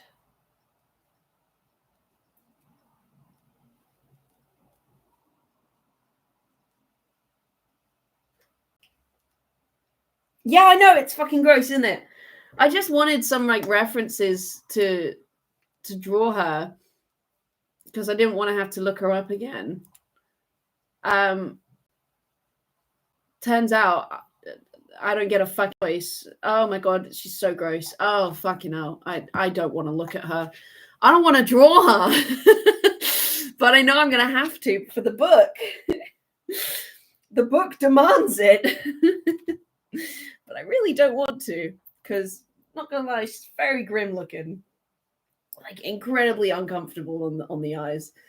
Oh my god, I've been here so long. This is so much longer than I normally am, but it's nice to actually talk to you. Right. So, we just found out that the Wasp House belonged to John Amherst. But there can be no doubt that it was the same person. All the ownership records from the Ant House lead to dead ends or deactivated bank accounts. Doesn't sound like he's another flesh hive. And yet... no connection except disease and insects. And a foul smell and they burn. Jane Prentice is dead. This is a long way from over. End recording. Supplemental. I don't have much to report, actually. Oh, good. It's been Halloween week, which means the research department is always inundated with statements. Most of them are patently false, but the volume means that they've called in the archive to assist with the overflow. It's been nice, actually. Yeah. Disproving piles of nonsense felt good. Oh. Like real work, not just driving myself to distraction with conspiracy theories and paranoia. Oh. I even got a good night's sleep. Yay! I miss those days. Oh, John! And supplemental. John! That's so sad. Oh my god. That hurt more than anything else so far. That was,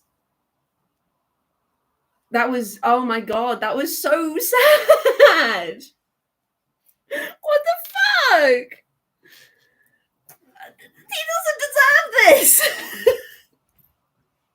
I know he's an asshole, but he doesn't. I'm gonna cry. That's pathetic. Oh my god. The way he went, it was quite nice to just keep disproving things. It felt like I was actually doing something. I got a good night's sleep. I miss those days.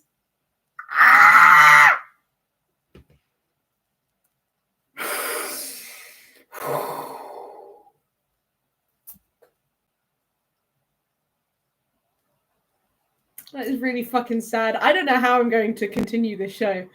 If just that is enough to like send me into spiral. Jesus. God fucking damn. I don't want to draw Jane Prentice, but I know I have to for the sake of the book. I just don't want to.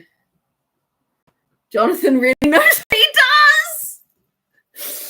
He knows exactly what will send me into tears, and that's men being hurt emotionally.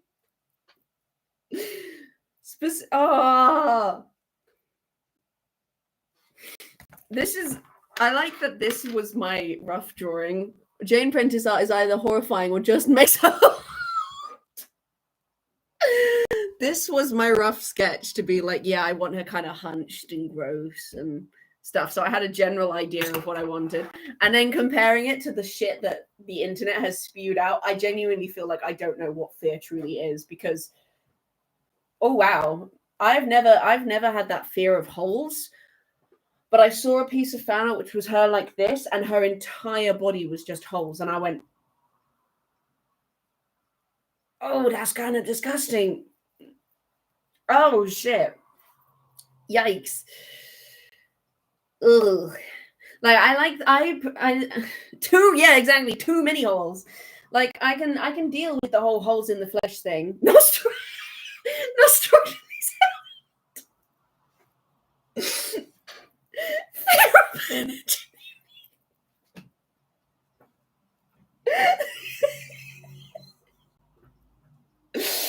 Oh fuck, that's so good. Yeah, like I like it when she's got splatterings of holes, but not her entire body. Do you know what I mean?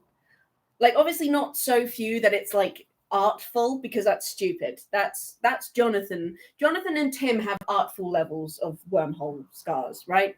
Jane Prentice has more than that is artful, but less that is her entire fucking body. We'll pass on your feedback to the Flesh Hive. Please don't.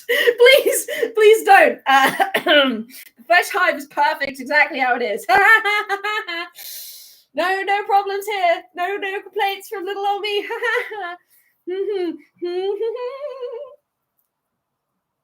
Don't do this to me, Lom. Oh God. Anyway, that episode kind of wrung me dry because there was so much lore, and it made me really sad. So I feel kind of hollow. I don't know how else to describe it. And also, I just hate the fact that I'm now going to have to draw Jane Prentice, because I don't want to draw Jane Prentice. She's gross. But interestingly, that actually, like, the whole God, what's the thing I was going to say? If you need to do, oh no, I'm fine. Don't worry, I'm fine. Oh, you down for another episode? We could. Although I would have to go make lunch, but we so could. All right. I've made the executive decision. Let's fucking go.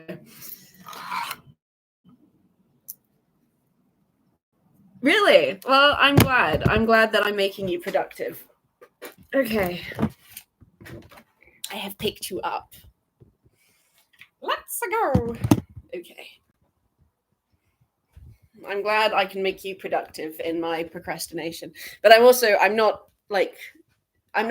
have anything due like immediately, because I had to extend the thing that I made. I had to extend the essay because I'm being yeah, you are. Welcome to my kitchen. I mean, you've been in my kitchen before, but you now get to experience the movement of me to this kitchen. Yeah, I don't mind how I look. That's fine. I had to decide if I was secure enough to present this much tummy, which is really stupid. What was I going to say? I was going to say something. I can't fucking remember what it was.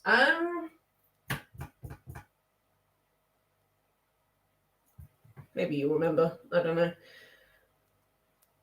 Oh yeah, no. I had to extend my essay because I was just too late to get it done on time. And my friend made a very good point, which was, well, you can just not extend it and rush to get it done, or you can extend it and probably get a better mark because you've given yourself enough time to actually, look at it and do it properly. And considering that these are 4,000 word essays that are the entire module's mark, it's a very good fucking point. Like, I should probably be putting a lot more effort into them than just like trying to get them done really fast. But anyway, I'm still glad I did that all-nighter because I got a lot done, and it now means that there's very little I need to do before I now hand it in. So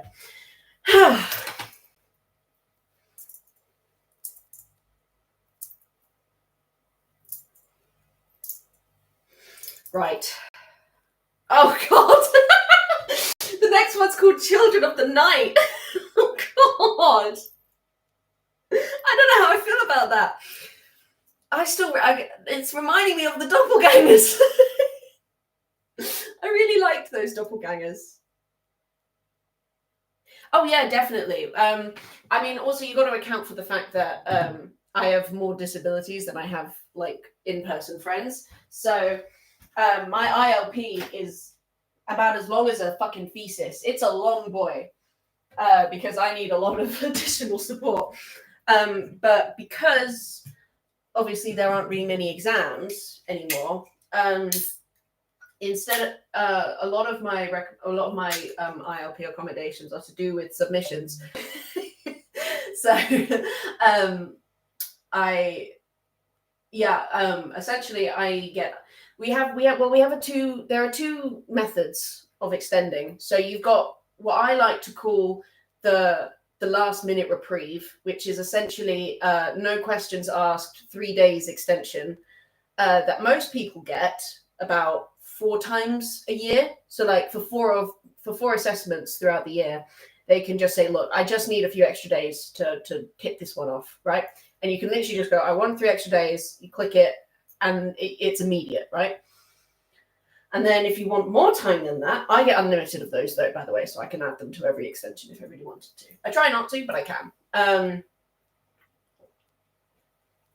And then we've got actual extensions, which require a mitigation form, where you have to give your justification for wanting it and evidence and stuff. And that one can get you up to, I think it's up to 2 weeks, but potentially 3 if you have an ILP.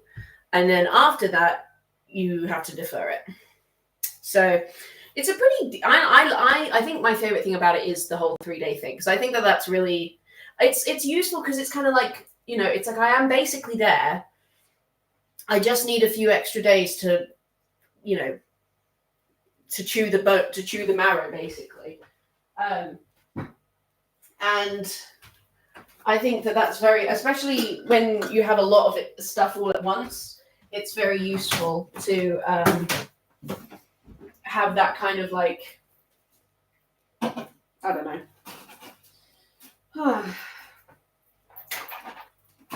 Today we're having egg fried rice, but I want more eggs in my egg fried rice, so we're going to be making some scrambled eggs. That is today's dinner. You'll have to tell me again if the volume's okay or if there's too much like echo or something. AI might be the I'll let most the ad play important so you can innovation tell me. ever, with literally billions being invested. The problem is that AI needs the right data and a lot of speed and processing power. So how do you compete without costs spiraling out of control? Time to upgrade to the next generation of the Absolutely, cloud. scrambled eggs and egg fried rice. Extra scrambled eggs. Is a single platform for your infrastructure, database. Lon, is the volume okay? Or is it, can you not hear me or can you not hear it? Whatever, all of that. To help you do more and spend less, like Uber. Because I'll be over here, by the way. This is where I will be. Take a free test drive at oracle.com/elevate. Volume is good. Wonderful. Hi, it's Chris and Rose Ramsey here from SME, and our podcast is Get Your Guide. You can discover and book over 100,000 things to do, all from the convenience of Jesus, always making references. what the fuck just happened? No, wait, I've what? had no real What? main What? satisfying- What is happening? This podcast and Jesus. Quill presents the Magnus Archives.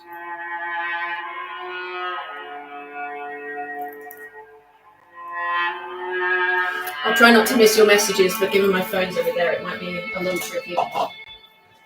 Episode 56. Children of the Night. Oh god, don't say it like that!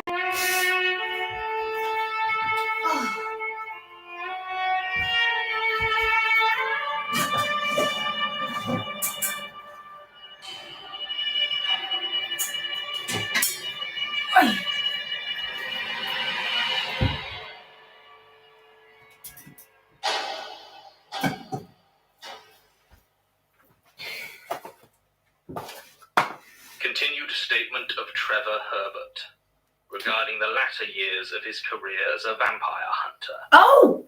Original statement given July 10th, 2010. Audio recording This by guy. Jonathan Sims, head archivist of the Magnus Institute. Head archivist, boys! Sorry, volume. Several pages are missing from the file around the time that he apparently did not die of lung cancer in the Institute. What? Statement resumes. Wait, he didn't die. Hang on.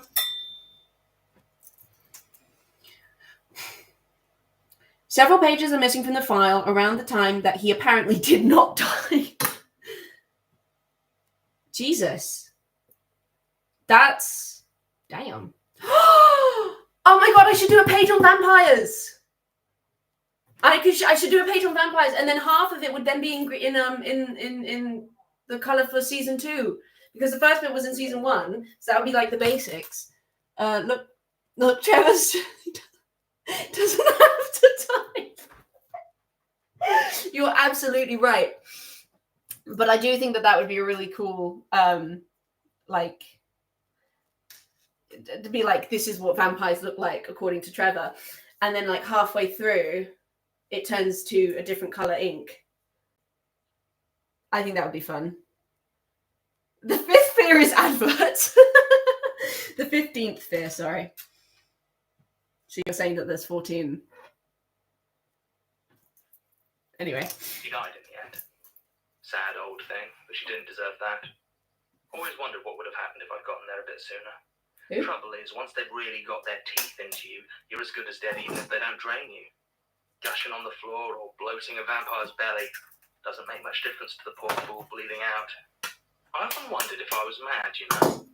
I mean, Probably. No one else seems to have seen these things, and I've found plenty across my life. Yeah, you have a bit of an unfortunate attuation to them. No one else ever really got away, and my early escape from Sylvia MacDonald gave me a sense that could pick them out. There's a sharpness to them. They're hunters. But over the years, I've become a hunter as well, and maybe predators recognize each other. All I know is these days I can almost smell the blood coming off them. That's not to say I can't be wrong, though. I can be very wrong indeed. I found Allard Dupont in the summer of 1982 and murdered him shortly afterwards. I use the word murder here where I have not before because he was the only one I've killed I know to have been human. Oh, in that's most a bit ways, sad. I regret his death. But there is a certain comfort to it. If I was just a serial killer with a hallucination, I don't see why my mind wouldn't have made DuPont a vampire as well. That is a good point. Able to kill normal people reassures me that the creatures I hunt are real. Do you understand?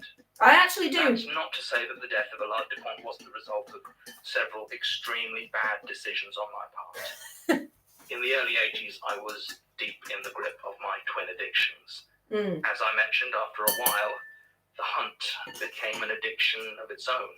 Ooh. Of the two, I have always found heroin the easier one to quit. Heroin is calm. It's a small chunk of peace in a world that's full of nothing but hard edges. It's hard to put that down permanently. The hunt is a purpose. It's not just a way to get through the day, it's a reason for there to be a day at all. I tried to give it up for a while after DuPont, but it burned in me far deeper than any itch I got when I was clucking. Back in 82, though, those addictions were running pretty much unchecked.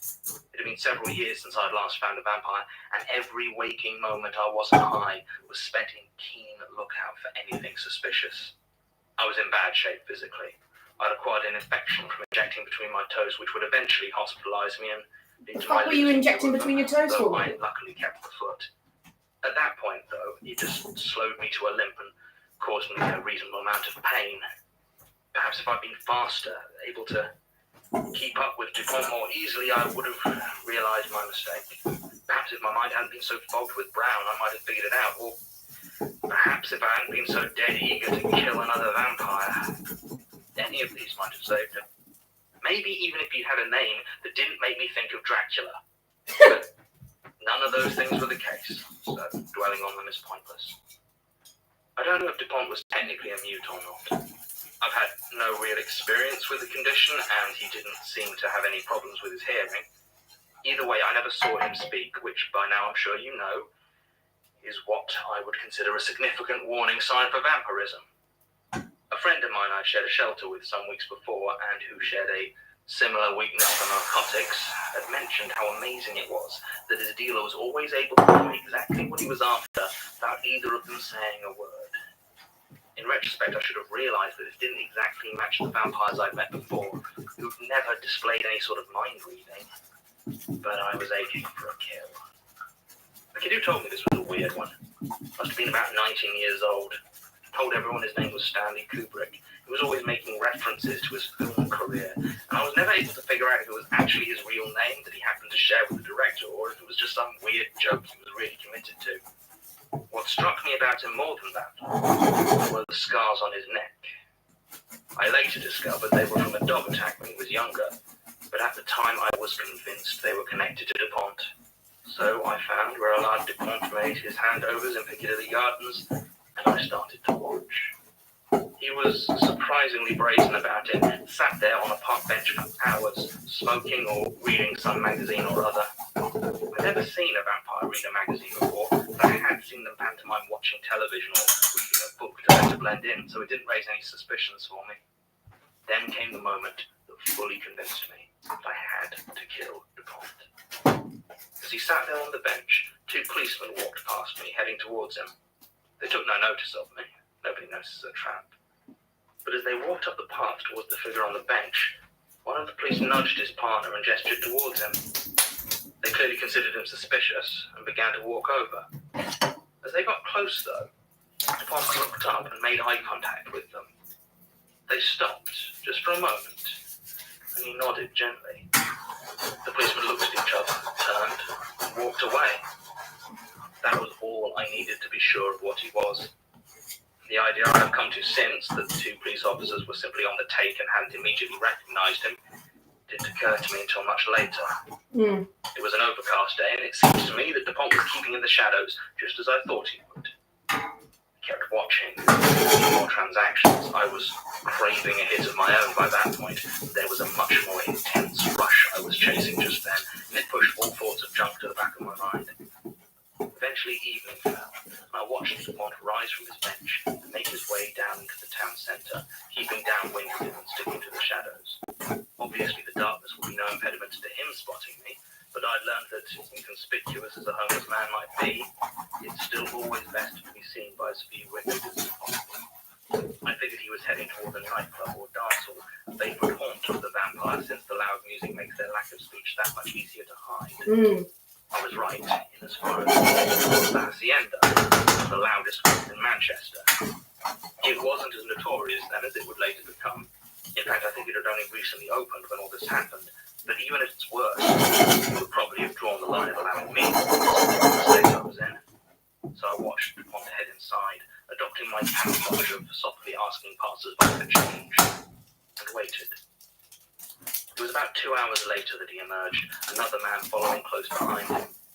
I didn't recognize them. I mean, there's no reason I should have, but DuPont's new friend was almost as big as he was. Vampires tend to go for the smaller victims, those less able to defend themselves should the initial surprise of their attack not be enough. This one really looked like he could take care of himself. Still, as far as I was concerned, he had no idea what was about to happen to him, and as DuPont led him down a nearby alley, I hurried after them. I was quiet as I limped through the rubbish that covered the alleyway, and I silently drew my trusty hammer. After a minute, they turned into a doorway and took out a key. The door opened and they both stepped inside. I had a sudden alarm at the thought of getting locked out and being unable to reach him. Forgetting stealth, I grabbed the door and flung it open. They turned to face me. I charged him with a cry, slamming the hammer into DuPont's shoulder and knocking him to the ground with a sickening crack. I will never forget the moment I heard a large DuPont scream. It was such a piercing sound and something I'd never expected. In a moment, everything I built up in my head over the past couple of days shattered, and I felt a sudden panic of what I'd done, what I was doing.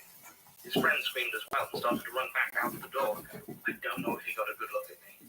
Given the police never came around to question me, I guess not. DuPont was still screaming, that horrid sound overriding all other thoughts. Blood was streaming from his face where it had hit the ground, and I didn't know what to do.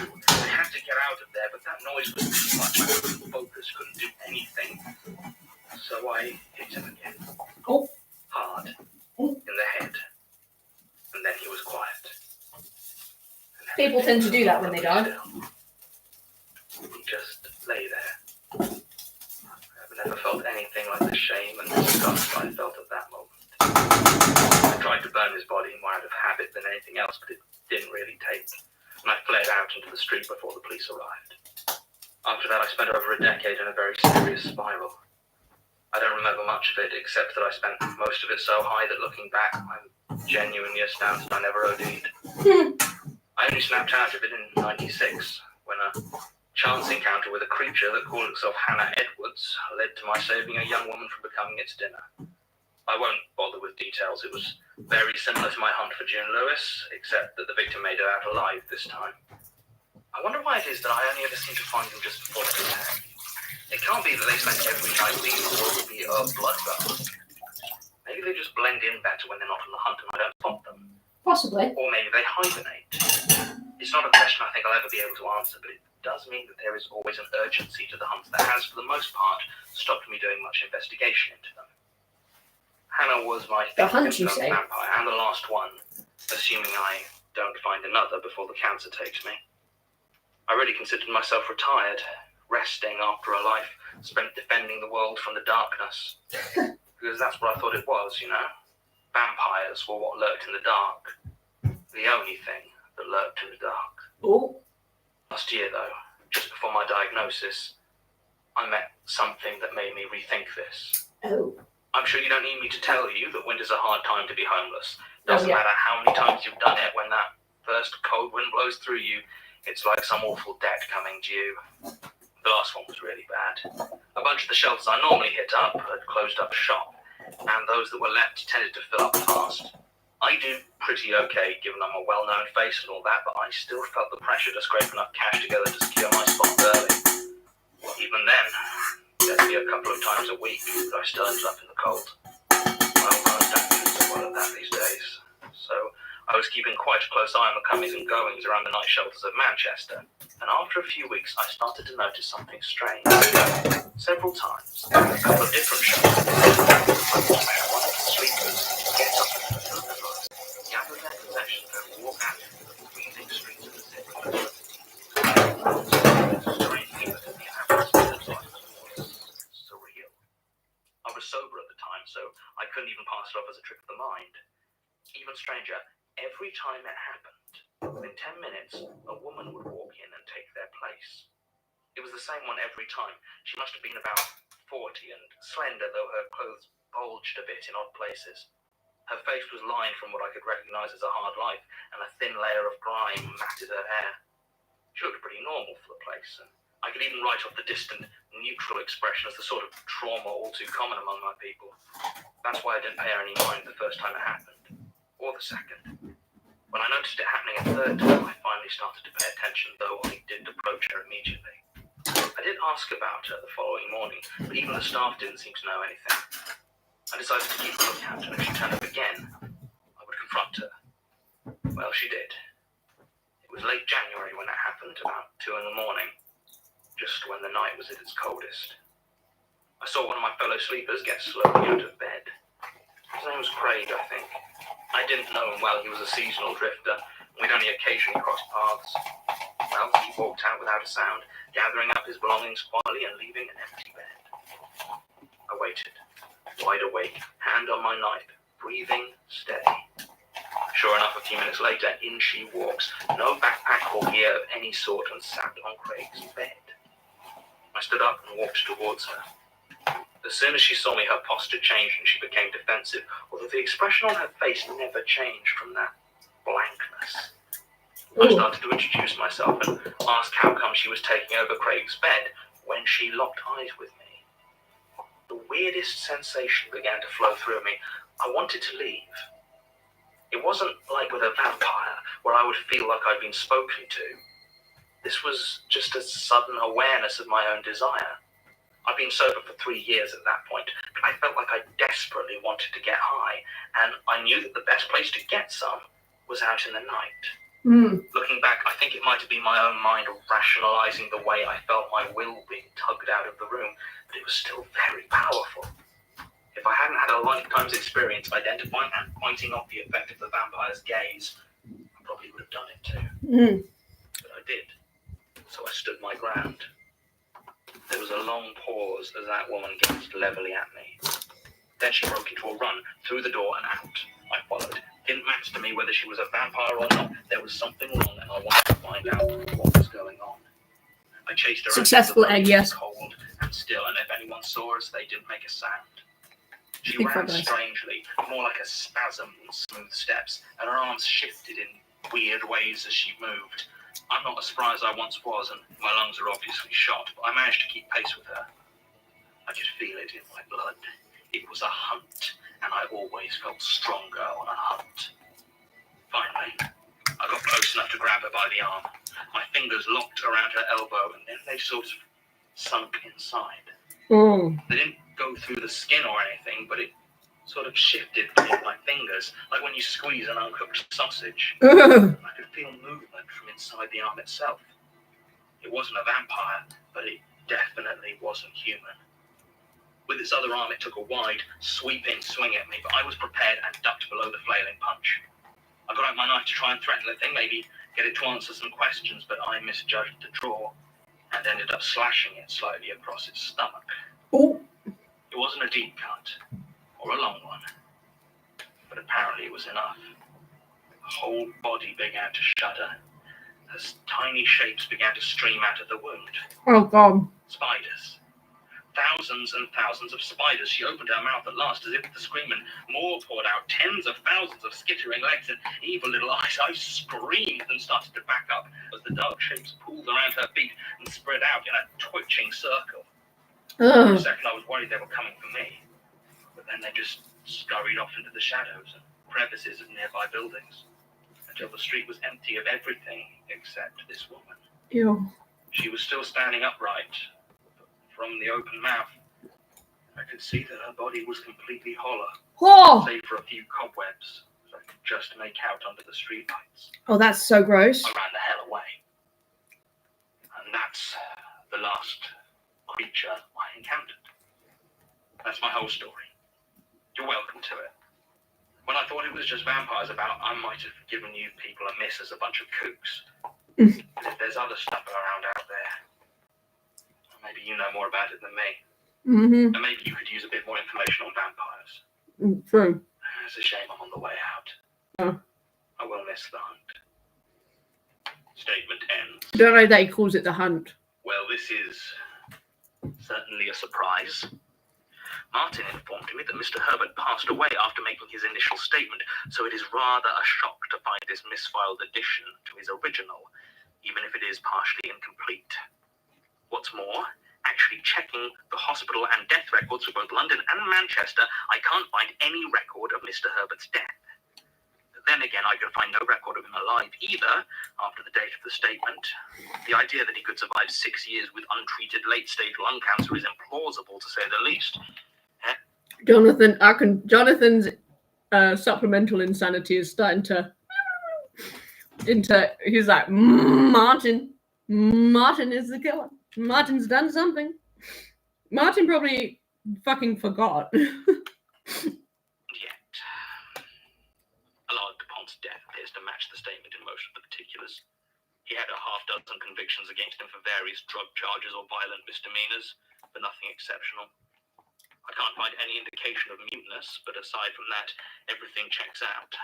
As for the spider person, the only proof of its existence seems to be that I am far too unlucky for it to simply be an old tramp's hallucination. What? I need to have some words with Martin. End recording. Hang on.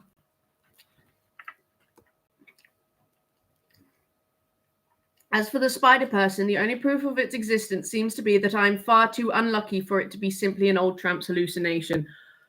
What? What does that mean? Jonathan, what have you seen, my poor boy? Anyway, time for what will probably be the most deranged supplemental to date. I'm very excited. Sit down. Oh. What is it? Why did you lie to me about Trevor? Big bad angry. Big bad angry's out. Jesus. What? Why did you tell me he was dead? Sorry, who's Trevor? Trevor Herbert, the tramp, the vampire hunter. You told me he died. But I mean, didn't he? Apparently not. Oh, sorry. Sorry? I mean, I didn't ever actually meet him. I just heard some of the other researchers mentioning it. What? Yeah, well, I could have sworn they said he died. I mean, maybe they just said he looks like death or something, but I really thought they said he was dead. So that's it. Just a misunderstanding. Yes. You seem to be taking this kind of person... Because you keep lying to me, Martin. About what? I don't know, but you are. Where did you get that? Have you been going through the bin? It was in the old document room, just next to where you used to sleep. Your handwriting. If the others find out I've been lying. Lying about what, Martin? Look, just forget about it, okay? Please. I can't forget it. Everyone in this place has so many goddamn secrets that I can't trust a word you say. Not about this and not about Trevor. John, just... Martin! Okay. Just promise you won't fire me. Fine.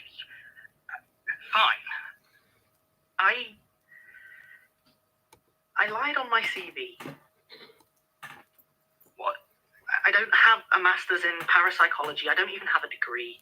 When I was 17, my mum, she had some problems, and I ended up dropping out of school, trying to support us. I tried everything, but nowhere was hiring, so I just kind of started to lie on my applications, sending them out to just about anywhere. For some reason, my lie about parapsychology got me an interview with Elias, and then a job here. But most of my employment details are made up. I'm only 29. Right. I believe you. Why are you smiling? Yes, I won't mention it to Elias. Just between us. So you don't mind? To be quite honest, Martin, I'm really rather relieved. Holy shit! Jesus Christ! Wow. I mean, yeah. Holy fuck. I didn't know that Jonathan was capable of being that loud. Wow. Holy shit. Bloody. I'm not doing that because I'm like, whoo. I'm. It's literally very hot in here. Unfortunately, the roads are quiet, so I can open the door. But holy fucking shit! The way he said Martin was so. I need to come. I'm gonna listen to that again. I really have to. Sit down. What is... Sit. Sit. Why did you lie to me about Trevor? What? Why did you tell me he was dead? Sorry, who's Trevor? Trevor Herbert, the Tramp, the vampire hunter. From Instagram. Osis J. Sorry. Who's Trevor? Trevor Herbert, the Tramp, the vampire hunter. You told me he died. It's rewind time. Didn't he? Apparently not. Oh. Sorry. I mean, I didn't ever actually meet him. I just heard some of the other researchers mentioning it. What? I love that Martin does not. Clearly, Martin can't quite see the insanity that he's dealing with right now. So he's just like, sorry. Yeah. And Jonathan's like, sorry. That's all you have to fucking say. Yeah, but I could have sworn they said he died. I mean, maybe they just said he looks like death or something, but I really thought they said he was dead. So that's it. Just a misunderstanding. Yes. You seem to be taking this kind of person... Because you keep lying to me, Martin. About what? I don't know, but you are.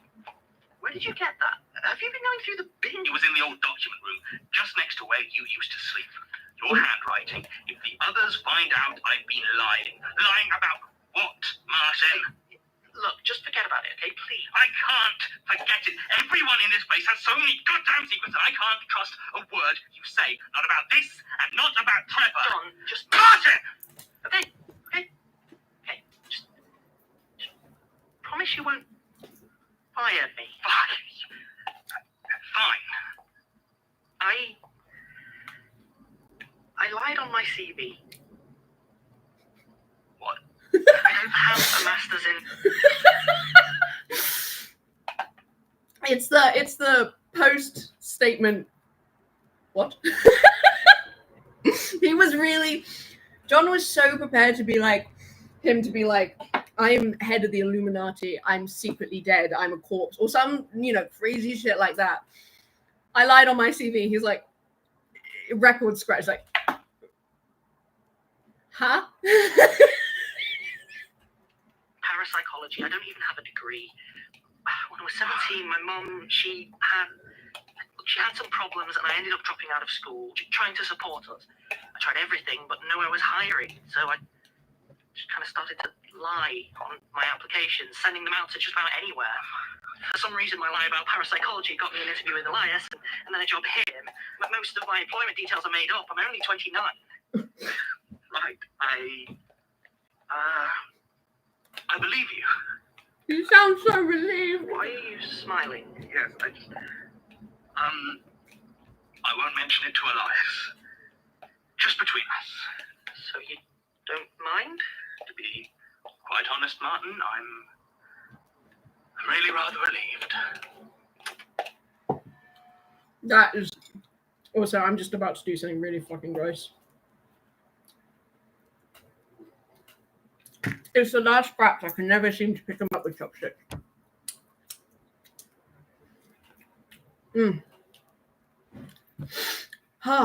Well, that was something, wasn't it? Is that why you wanted me to watch another episode? Because that was the episode, or was that just like a happy coincidence? Because oh my god, that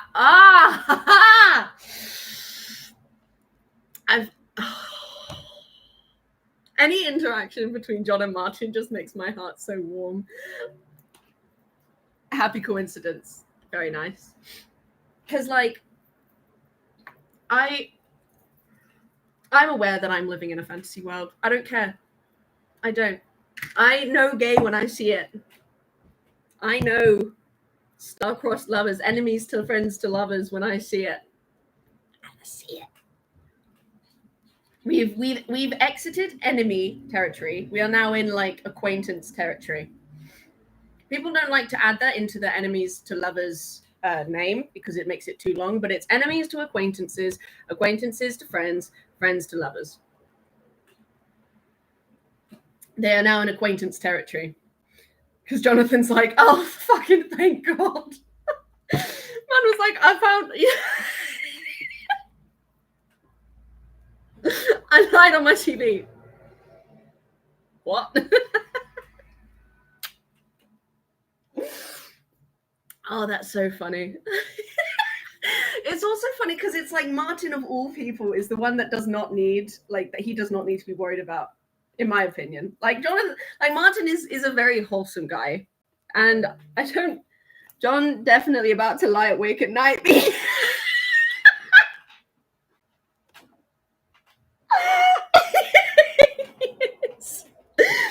He absolutely is, and I imagine in some alternate universe where they do actually end up together, and it's the story that like Martin brings up to embarrass him, being like, oh, don't you remember when you borderline accused me of murder? And Jonathan's like, can we not talk about this? And it's like, no, I got something wrong about someone being alive in a statement because that wasn't actually my job yet. And this little psychopath had been going through the bins, and Jonathan's on the side going, oh God, don't tell them. And everyone else is like, are you two okay? But to them, it's really funny because like of all the shit that they've probably been through. But yeah, brilliant. That was a very delicious lunch. My chest is very... For some reason, my boobs feel massive today, and I don't like it. Like, normally my binder does a better job of making them small, but it's not doing it today. It's upsetting me. It's probably also because I'm wearing a tighter shirt than usual. I normally wear like 3XL because it's very comfy to have clothes that I can't actually feel on my skin.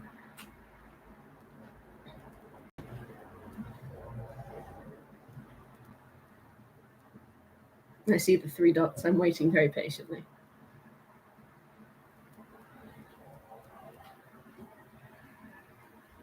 Oh. Sorry, did I embarrass you? I'm sorry. What are you sorry about? Oh. No, it's fine. You're right. Oh. I kind of just assumed you were because I just like, yes, thank you. Like, I should... This... Oh my, that's too tight for me. Absolutely, get off of me. Do you know what I mean? In fact, wait there.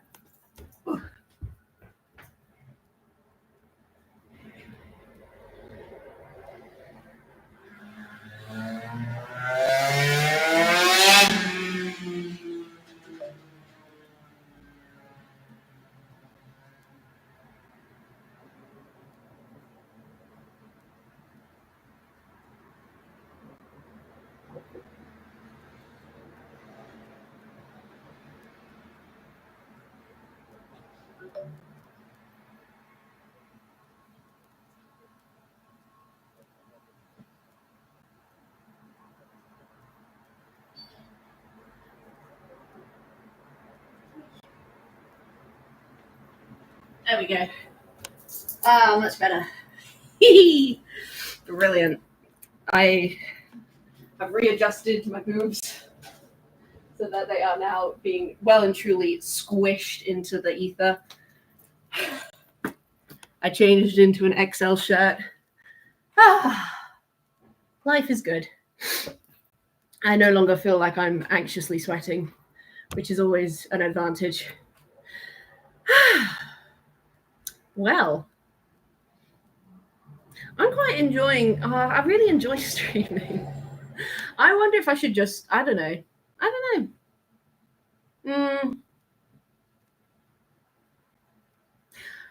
I mean, you've been here this whole time, so there's no point really ending this. So I was thinking I could just continue to stream whilst I do work instead of listening. Because I talk a lot out loud when I'm working anyway.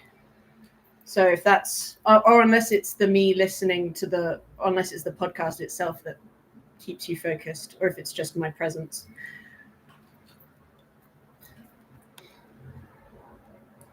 I am assuming the room was not, I mean, to be honest, it could have been. I'm actually a car. Sorry, I should have told you that earlier.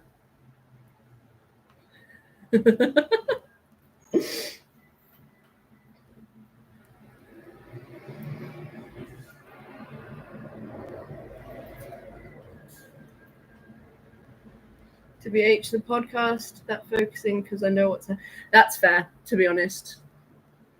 I can imagine I'll end up probably just listening to, once I finish the Magnus archives, it'll probably be like just what I listen to in the background of everything except for the fucking ads.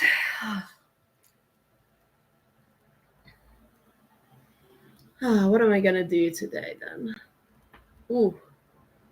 Yeah. Oh yeah, I forgot I labeled this my sore neck edition. Yeah, my neck is absolutely kinked to hell. I must have fallen asleep funny and hear that AI in your sleep. I know. Oh my god. AI is probably the most important thing. It's like I don't I know, absolutely. How fucking dare I? Yeah, it's right here. It hurts like an actual bitch. Oh, but I forgot to bring it up, despite the fact that I labeled this episode after it. Have you noticed that as well in the comments? I always give them additions. I don't know if you have. You probably haven't. To be honest, I don't know why I started doing it, but now I feel the need to continue doing it, and I keep having to try and come up with original ones, so that I'm not saying the same thing over and over again.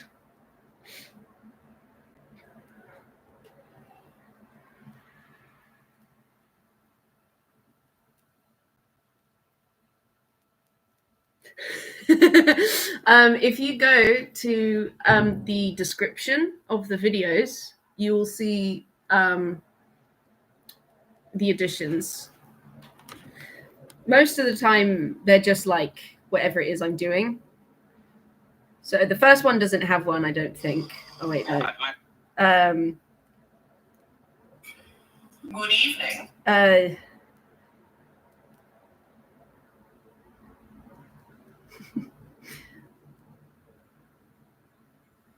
For example, this one has fried egg rice edition.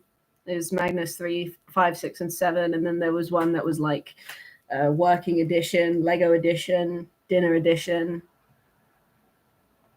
Yesterday's one was a new book edition.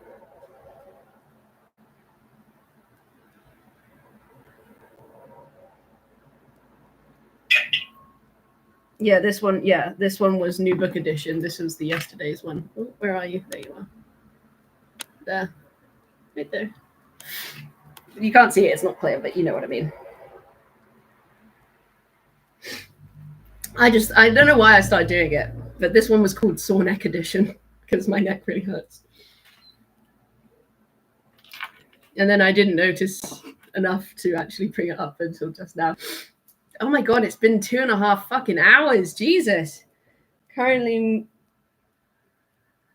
is me. Why are you jealous of my weather? My weather's not that good. It's just kind of cloudy.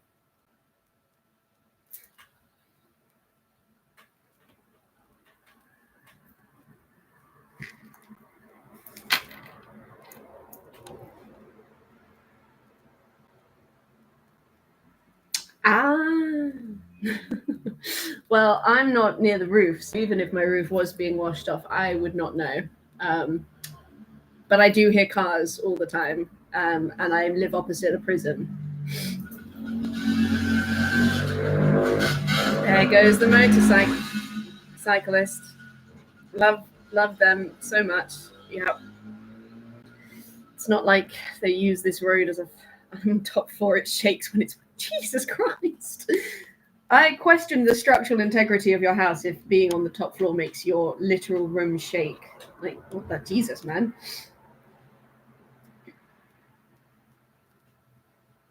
I don't believe. Yeah, sorry. Yeah, no. That's why I had to keep stopping my speech so I could continue making the sounds. Don't know if you noticed that. It's a little bit of lore for you.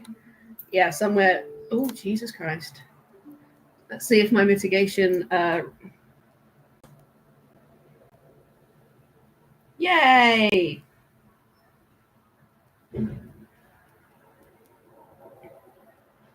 My extensions went through. That's what we like to see. If they didn't, I would have failed one of my courses, which is just brilliant. You know, love when that happens. I mean, it was pretty much a given anyway, but it's always nice. What am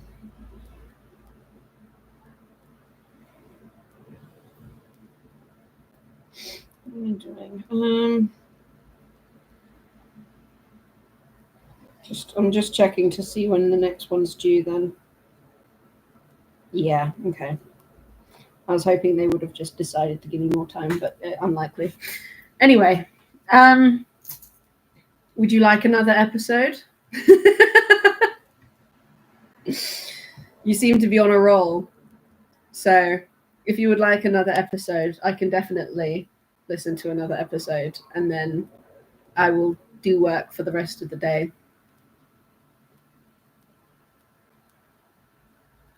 Would you like me to work during the episode?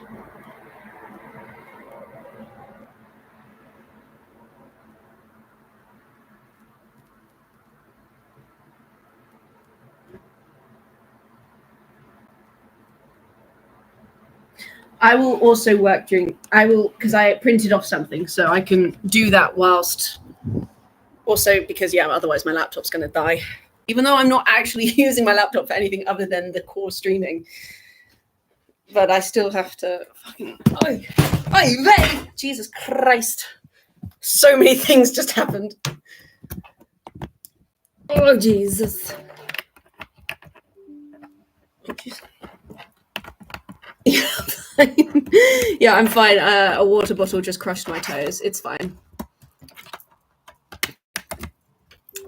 Yeah, everything's gonna lag for a quick second because everything just got plugged in. That was a crash. Yeah, a lot of things just happened, but it's fine. Everything's fine. Who even needs to? Exactly. Yeah, hopefully you can still see me because it's just decided that it doesn't want to show my face to me. Okay, moving special book out of the way. Put it over here. Put. Okay. I need to fill. Don't you dare fall on the floor again, you little shit. You think I have time for this bollocks? I'm going to go fill up my water bottle. And then I'll be back.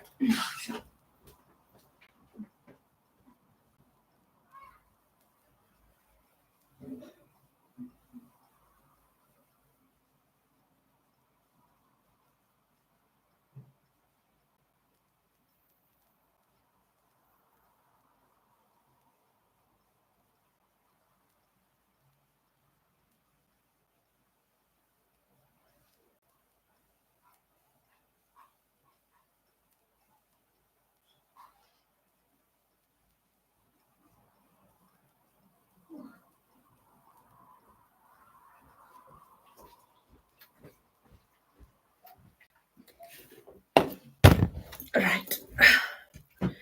Okay. Yeah, my desk is a bit of a bloody mess. Hang on. Oh yeah, I need to put my. Yeah, this is how I attach the camera to the light that it resides on. Yes, I'm aware you have low battery. Just please don't die. Okay, there you go. How's that? Wonderful. Okay. Right. I have this to go through.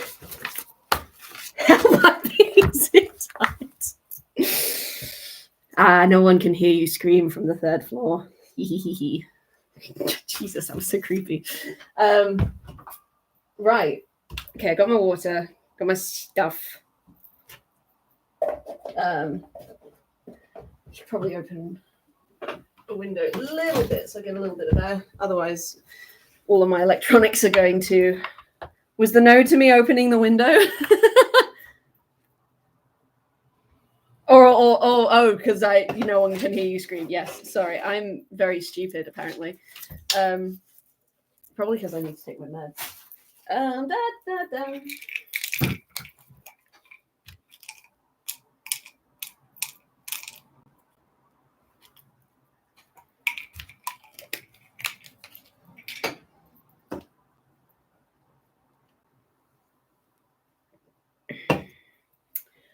Right.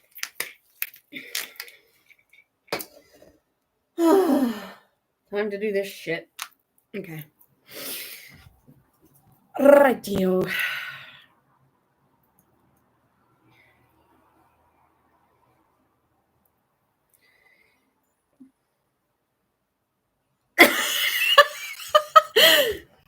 Where's the lemon and lime zero amongst the Cokes? I think I've got 6. 1, 2, 3, 4, 5, 6. Yeah. Congratulations. You win a 4th episode. Yay. To be fair, I don't normally drink this much Coke. It's because I was doing the essay. I was just like, I also consumed a lot of coffee, so got to spruce it up. I did drink some water though, so I have that going for me. Next one is called Personal Space. Now, I have a feeling this is going to be something to do with claustrophobia, but that's just based off of the name. But also might be that John decides that he likes Martin's personal space just as much as Martin likes Martin's personal space. And I would also be very okay with that. So, AI might be the most important. Sequel presents the Magnus Archives. You're damn right it does.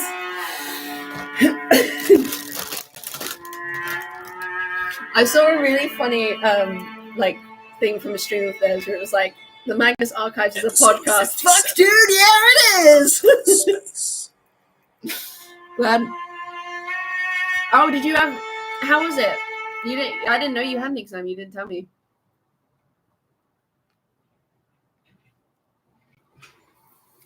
Tell me about your exam. I want to know. Tell me about your life. Same Quite possibly. I think they've done a lot of them. I don't know. I was only it was a clipping of the live stream. It was only like 20 minutes long. Astros, whatever, I def passed. Of course you did, because you're incredibly smart. I've never seen you fail anything. So honestly, I would be more shocked if you did. I don't think I've ever actually. It don't matter. You're like the smartest person I've ever met. Like, there's no chance you've ever failed anything, to be honest. So, congratulations.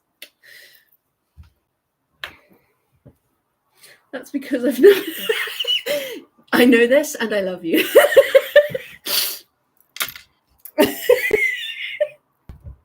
That's a Parks and Recs reference, by the way, if you were wondering where they got it from. But honestly, I think they do it better than Parks and Recs.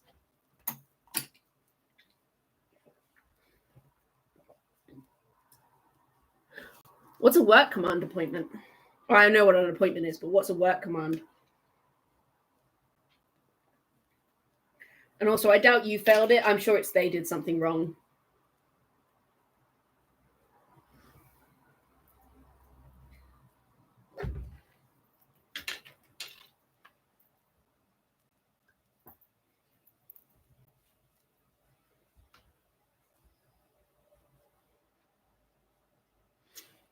At the reserves, you do a command appointment to pass the year. Mine was platoon sergeant.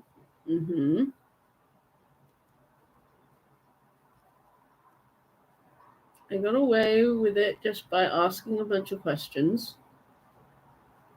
Very nice.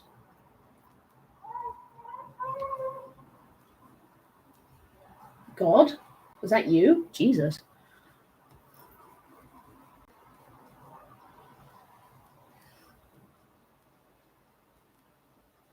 So my whole report was they were curious and willing to learn rather than they majorly fucked up.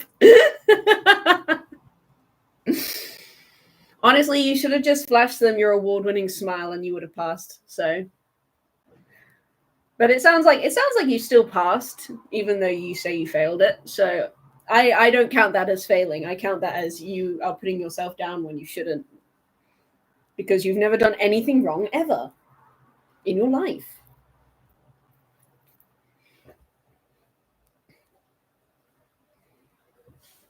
Yeah, I'm official command team this year, so they don't care too much. Very nice. Congratulations, Dal. So you're going to be an officer or a sergeant? So I know there's a difference in terms of rank, but when I looked up the fucking what's it called, Summerfield, or at least Keith said that Summerfield was of officers stuff.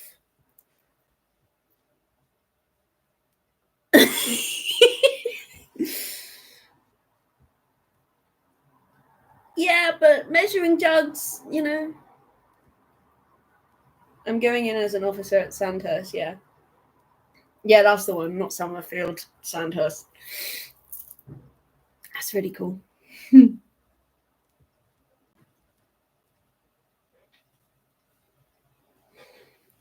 am famed for the amount of stuff I smash. It's not ideal. I will get you smash-proof glass or something for Christmas. Or your birthday, whichever one's sooner. To be fair, though, it was probably the mug's fault. It probably had earned good smashing. You know? Maybe it got its units and measurements wrong. That's a very decent reason to smash something, to be fair. Do you just have butterfingers? You just drop everything? Hi. All right. Time for personal space.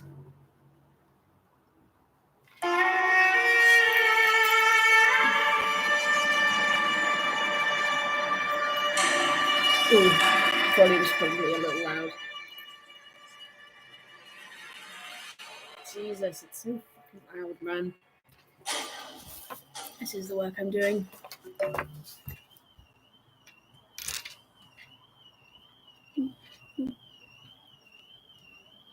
If you can achieve an unsmashable mug this size, I'd be very impressed. I will do my best because it's you. My other one was a bowl recently, and now my replacement doesn't fit my cereal portions, but it is Brandon used to smash all our glasses, so I got him hyper thick glass that is designed, like the way it's designed is meant to minimize the potential for it to smash. And he had the audacity to look at me and say, but I liked my round glasses. And I said, yes, well, you smashed those, didn't you? So you joke, but they're very thick. You're like, it's very thick glass. I might say that none of them have ever broken, ever.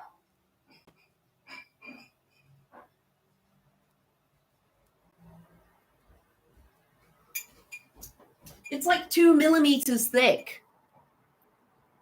Yeah, I kept the glasses in the divorce. But yeah, these aren't breaking. Like, you'd have to really commit to breaking this glass. It's heavy too. I don't know exactly what I said that I should put on booty shorts, but I will yes. The entire quote. Like from when I came back, and it's like, it's really thick. Like, you have to really put some effort into breaking this whole thing as a booty shorts.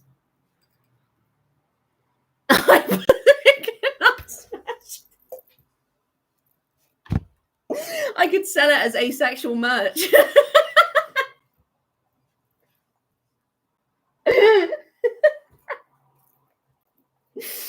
Oh, fuck. But yeah, he kept breaking the glasses, so I had to buy him these ones. And he had the audacity to turn around and say he didn't like them. I was like, yes, but you smashed the other fucking glasses, didn't you, you twat? So you get what you're bloody given. If you hadn't smashed all of our other glasses, we wouldn't be in this shithole, would we? Jesus. Anyway, yeah, I kept the glasses. I quite like them. I think they're nice. I think they got that finish.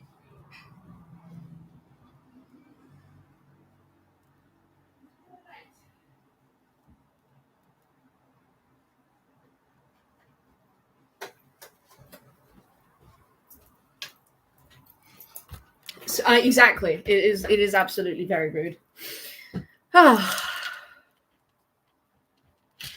Hyper thick and unsmashable. Right.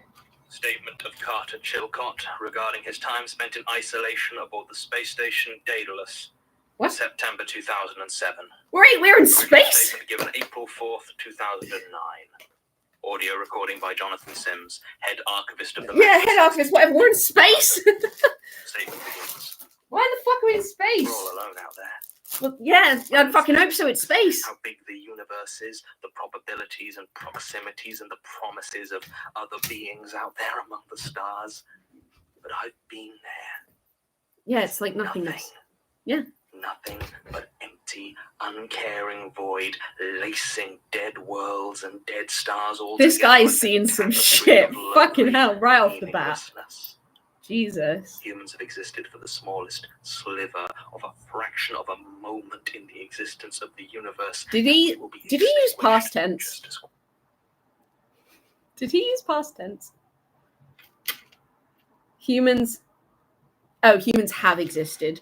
I thought you said humans existed for the, and I was like, did you see the end of the universe? Because it's a very strange use of tone, my fella.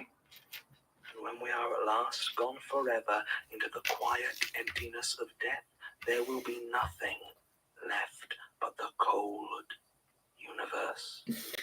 And nothing shall mark our passing, because there is nothing to do so.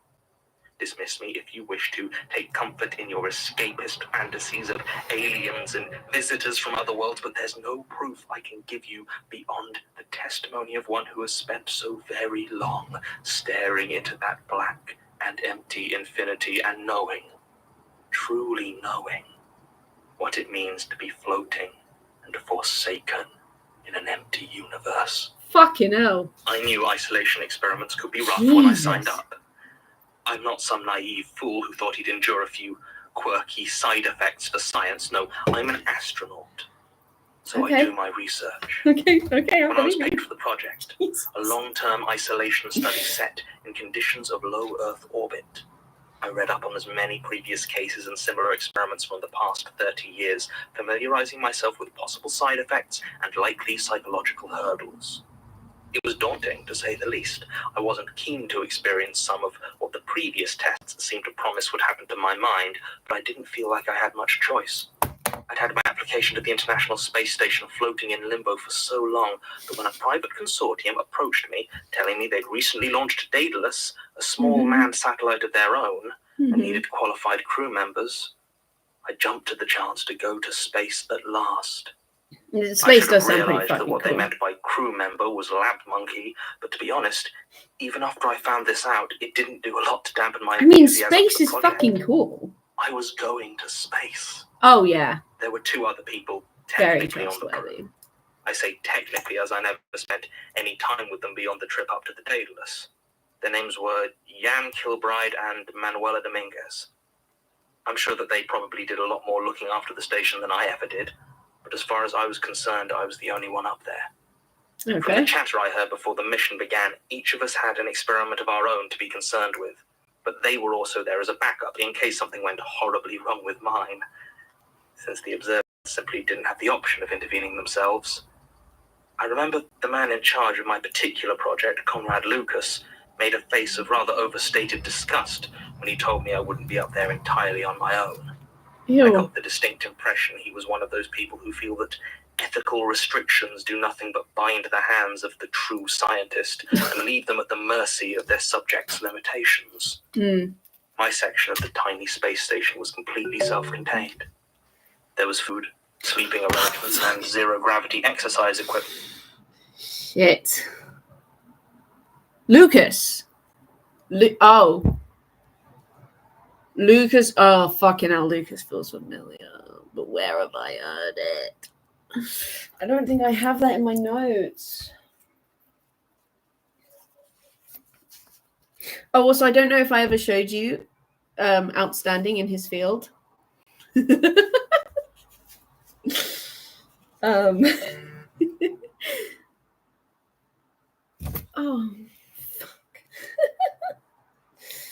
fuck. Oh.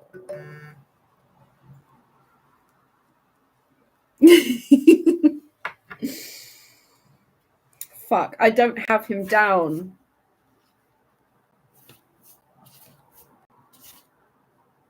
Fuck.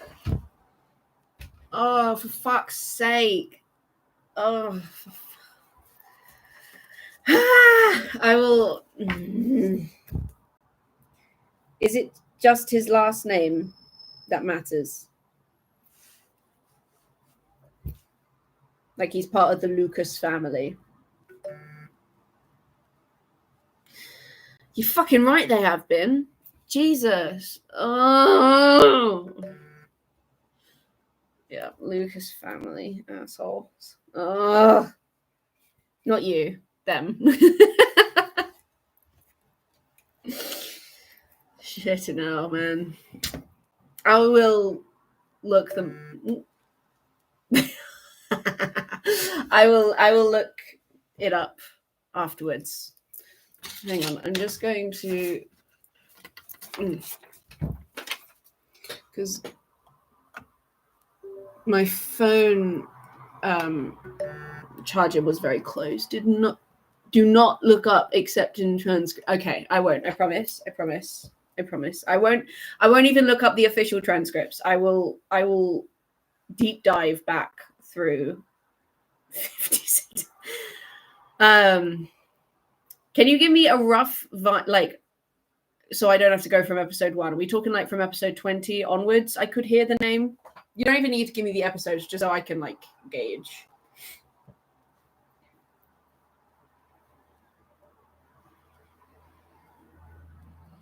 Now that you've said it, it feels so fucking familiar. Officials are fine for this one. You're thinking about the funeral and the ship one. Oh. By the funeral one, do you mean the one where there was all the empty graves?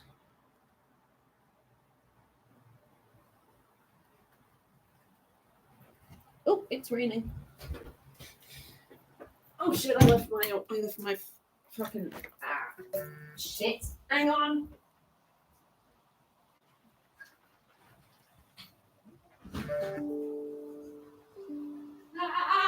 There's so many windows open.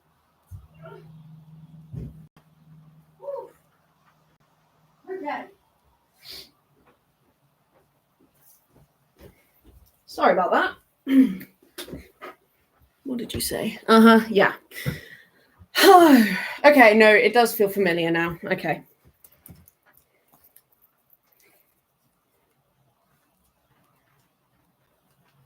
Tis raining. Funeral. And ship.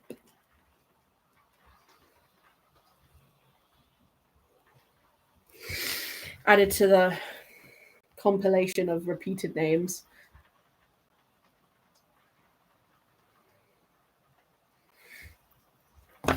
Okay.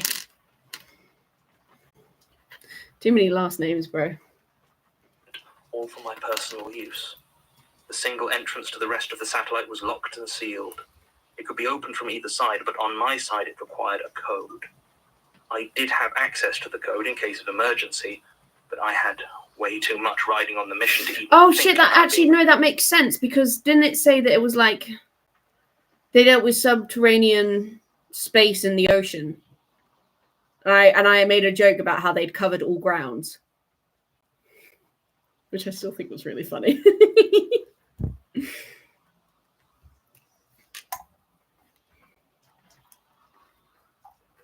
I think that was.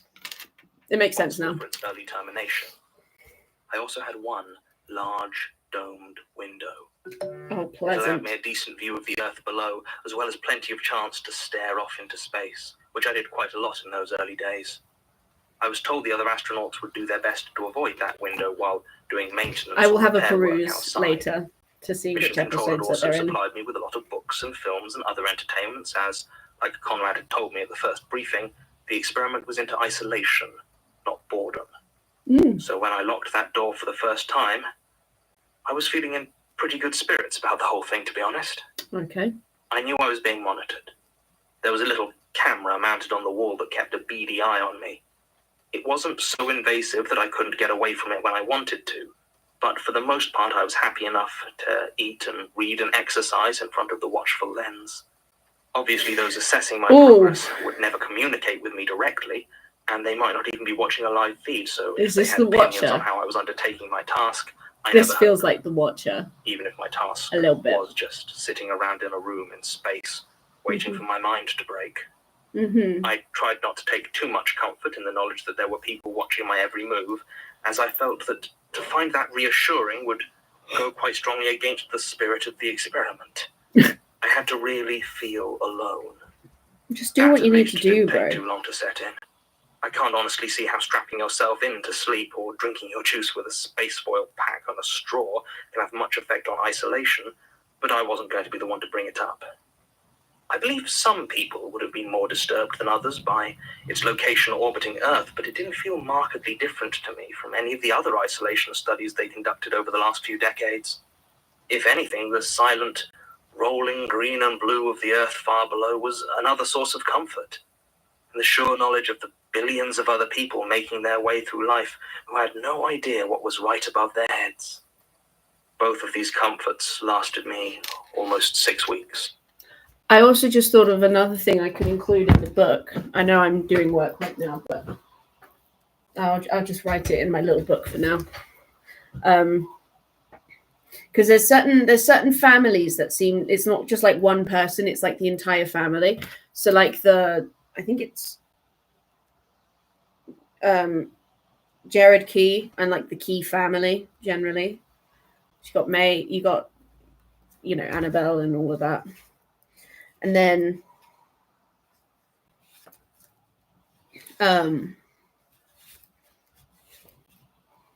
you've obviously got the Rayner family and now the Lucas family. So it's almost like the whole family in different ways is associated. So it would be interesting to have pages for the families. Almost like family trees. Like what I could do is I could put like a, let's say it was like the Key family. I could have like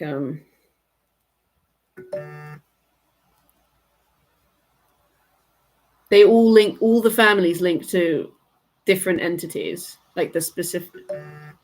Okay, that's crazy. I was thinking because then I could have like a da da da, and then da da. Be like these two, and then they had da da da da.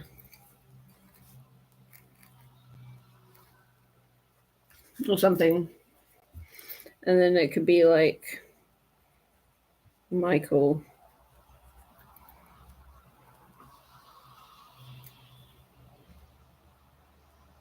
Mary.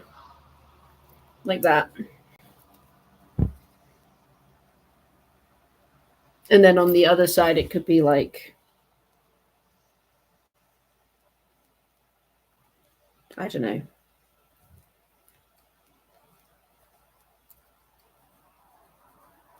The more I think about it, the more tired I get because there's so much stuff, isn't there? I really put a lot of pressure on myself to make this perfect book. And I have no idea what's going on. But I will do it. I will do it. And it'll be beautiful. Even if I have to listen to the show multiple times, I will create the perfect book. Please don't try to absorb all the lore. Oh, I'm interested in all of it. Don't be concerned. In absorbing all the lore and absorbing all the lore I'm interested in is one and the same. I have absolutely no self-control. I simply do not know enough to feel like words. My brain. Anyway, carrying on. That was when I was aware I should start to experience some of the more distressing side effects. I'd already passed through listlessness and a bout of insomnia. That's the plan. Been using my exercise machine. I aim to become part of the show. But I still didn't expect the severity of the hallucinations when they began. Oh, no one ever does. I was woken up by the sound of the door opening, only to find it as tight as it had ever been. Who needs an actual job when you can just become the part of the lore of a horror podcast? Which shouldn't even have been possible in zero gravity. There was also a blackout for about 20 minutes at one point that may or may not have been real. Certainly we didn't seem to lose power in any other systems, except the lights. So this was all reasonably distressing, but at least it had the advantage of not being unexpected. No, the first warning I got about how bad things were going to get was the spacesuit. Ooh. The clocks read it as 14:30 UTC, and I was rewatching 28 Days Later, one of the better films that had been provided for my entertainment, when a movement in the window caught my eye. At first I thought it might have been some orbital debris moving past, but then I spotted it. Still at the edge of the domed window was a hand, the white, bulky, gloved hand of someone wearing an EVA suit. It started to float slowly across the window, followed by the rest of the arm, then the torso, till almost the whole suit, slowly floating across. I was excited by the idea of seeing another human being at first, even if it was only brief or might compromise some of the work. But as the suit made its painstaking drift across the space outside, it rotated enough that I could see clearly through the suit's visor. There was nobody inside. The floating suit was completely empty. Oh, God. And I started to suddenly get very scared. Yeah. At last, it had passed right across and off into the night, the other side. And I stopped to try and calm myself in the face of what had been a deeply strange thing to watch. I managed to do so, but only until I looked again out of that window. There were no more empty floating clothes, but I noticed something that for some reason hadn't dawned on me when watching the empty suit. It was, to put it quite simply, impossible. And I must have approached it from 100 different angles trying to make sense of it. The Earth was gone. At first, I assumed it must have been an orientation change, but that didn't make any sense. The planet below had never been hidden from my position before, and if we shifted that radically, I would have felt it, I was sure. But still, the fact remained that where the Earth should have been, there was empty, dark space. Damn. I must have watched for hours, waiting to see the sun. We were definitely still moving, and from what I could tell, we still seemed to be moving in some sort of orbit. But without a planet below, I had no idea why we kept the same pattern. Regardless, the sun should have been visible sooner or later. After 2 days, You know what? waiting, That's my new I headcanon. the sun This- and the moon had gone The as sky well. ate the fucking Earth and it It ate the wasn't sun. completely empty out there. Far off in the distance, I could still see stars, twinkling, probably long dead. But I knew that there was nothing they could do to save me. At some point on the first day, I remembered the camera. I focused my attention on it and began to scream and shout for help in the vain hope that someone might be watching a feed of it and be able to make contact. I cried and begged and pleaded with that camera for almost 4 hours before I was suddenly struck by a terrifying thought. I floated over to it and gently took hold of the cables that fed out from the back into the wall. I followed them along, looking for where they connected to the power or broadcasting apparatus. What I found instead were a pair of neatly severed wires. Oh God! Transmitting nothing, powering nothing, connected to nothing. The Fucking hell. camera had never even been turned on, and had certainly not been transmitting anything to Earth. So what data had they been collecting? I still That's have so no idea the fucked answer to that up. question. But I did feel like I gained some small sliver of control back after spending an all too brief hour smashing up the camera. After that, it was time to break out the code and get the door to the rest of the satellite open. I had decided that even if this somehow was simply a really elaborate and convincing trick to examine reactions to certain stimulus in a test environment, it was still far beyond what I had signed up for. One way Fucking or fair another, enough. I decided I was getting out of this damned experiment. I opened the small safe that contained the passcode document and eagerly broke the seal on its container. I was desperate to get out of that door as soon as possible and took a few moments to memorize it. E109GHT8. I can still remember it vividly as I entered that code over and over in an attempt to get that locked door to open. Each time I painstakingly entered it with as much precision as I still had within me, and each time the password field read out what I had apparently typed in. No one is coming. And the door remained closed. Fucking hell. And that was it. I was trapped alone in a tiny room floating in space. Deserted, empty space. I had plenty of food and water, so starvation wasn't a danger. But sometime in the first week, the clock stopped working. With no timepiece and nothing left outside of the sun or moon, keeping any sort of time at all became utterly impossible. If I had to guess how long I spent in that strange exile, I would say somewhere between 3 and 6 months. Jeez. That is based solely on my eating and sleeping patterns, which were largely fueled by despair and that quiet, aching terror of being utterly forsaken. I couldn't even read my books or watch anything, as characters seemed dead and lifeless, the emptiness of their artificial existence made plain to me. Damn. The hallucinations stopped. I did not even get the comfort of company in my delusions, though at some point the line between dreaming and reality seemed to blur. I would be sleeping, strapped into my bed in the middle of the void, or at the same time floating through ancient graveyards or the open, empty sea. Ooh, They that sounds weren't kind of fun. hallucinations, though they were dreams, even if the cold did seem to seep out of them and into the bones of me. Those sound like really fun I dreams, spent actually. so long trying to get that door open, but nothing worked. The mechanisms and electronics were not accessible from my side. When I finally stopped trying, it was the final abandoning of my hope. That was also when I noticed something else that alarmed me in a very different way. Oh, God. I did some calculations and realized that my food and water levels did not seem to be depleting. Oh. For all the time I had been there, in what I could now only think of as my imprisonment, it did not seem like there had been any significant change in my supplies. No one could be restocking me because there was no one but me there. If the food remained static then, did that mean I could remain trapped in this place for the rest of my life?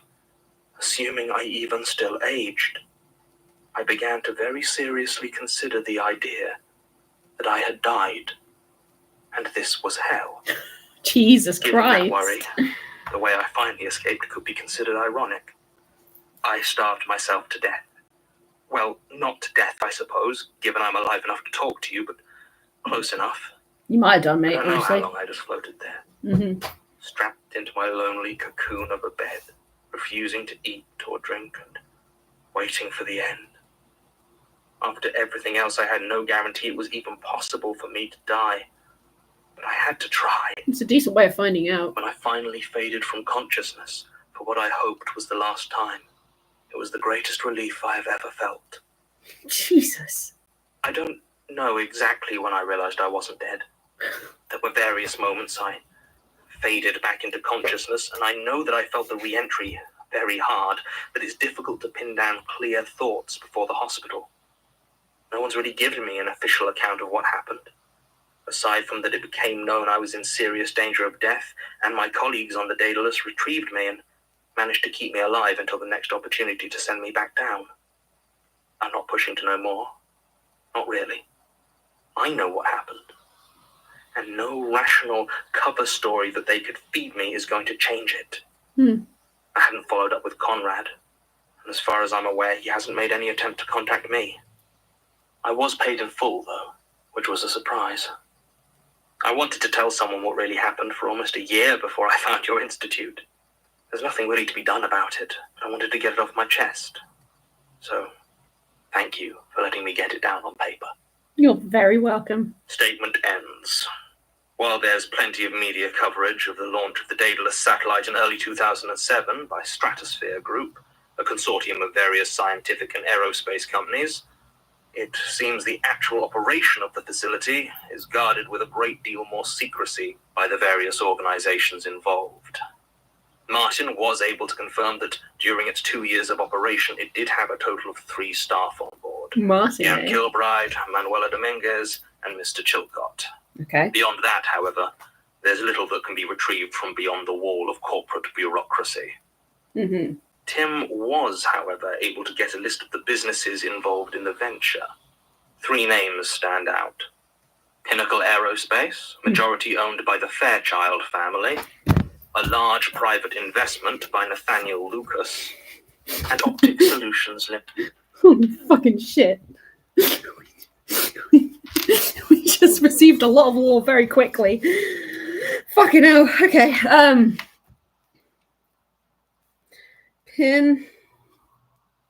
Pinnacle Aerospace.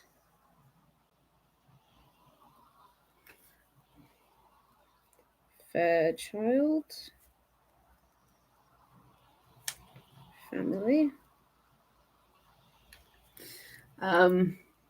Remember your... I do remember the previous comprehension. You say questions. I've only received 1 as far as I'm concerned. Unless you didn't cite that it was a comprehension question. I just answered it terribly. In which case, I would like a reset, please. Okay.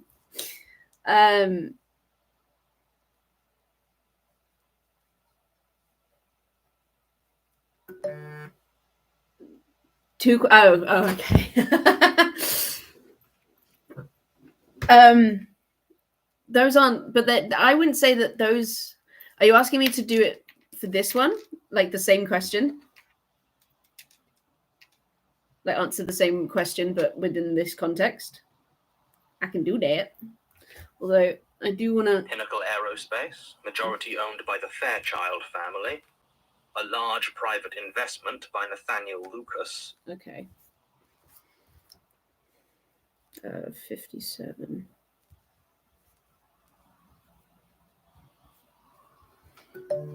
Merely that those considerations will be interesting for a number of episodes include. Okay. Oh, so do you want. Okay. Are you asking me to what fears I think came up in this episode? Because I can definitely name one, which is being alone or like being isolated. And the last time I definitely feel like I experienced that, obviously I've probably experienced it again since before that, since then, but off is the graveyard one, which you have now just said was another place where Lucas was brought up. So I have a feeling that the Lucas family is heavily associated with the fear of being alone.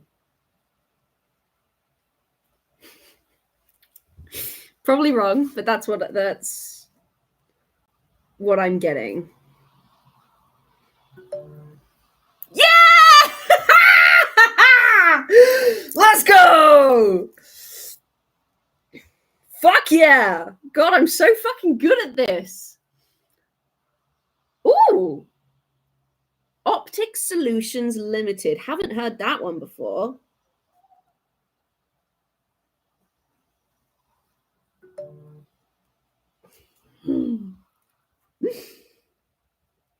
Now, I have a feeling that Optic Solutions Limited is probably almost definitely to do with the eye. Don't know why I think that, but you know, I can't believe I was right about the Lucas family. How exciting. Now,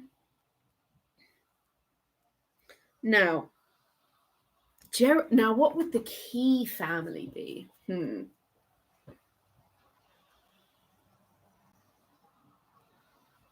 He's come up so much that I can't even really think of any specific times that I've heard from him. Do you know what I mean? Like, he's come up so many bloody times. I don't think it's... No. Jared Key seems to be almost on like an anti-hero mission to like undo the damage that his mother made. I know that's probably an incorrect assessment, but that seems to be what he does. Like, he seems to just travel around looking for stuff. Like, when he was a teenager, he went to get the Leitner book. I don't know why he went to go get the Leitner book. There is definitely some connection between the Key family and Leitner because they have been very heavily associated with each other.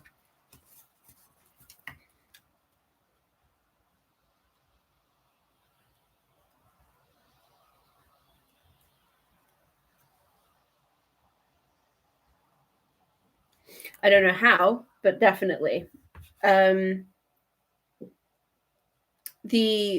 Rayner family, I think it's the Rayner family. I have a feeling they're to do with burning. Like, I don't know. I suppose that would be desolation. But I'm not too sure. And it's stressing me out because I feel like this would be such a cool thing to put in the book, but I don't know if I'm... It'll all become clear and then the book will be beautiful. Anyway, and it'll all make sense one day. There's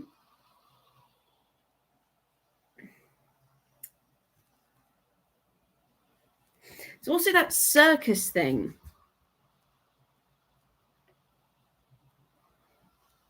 Amherst, I don't know if the Amherst family is a thing or if it's just the one guy.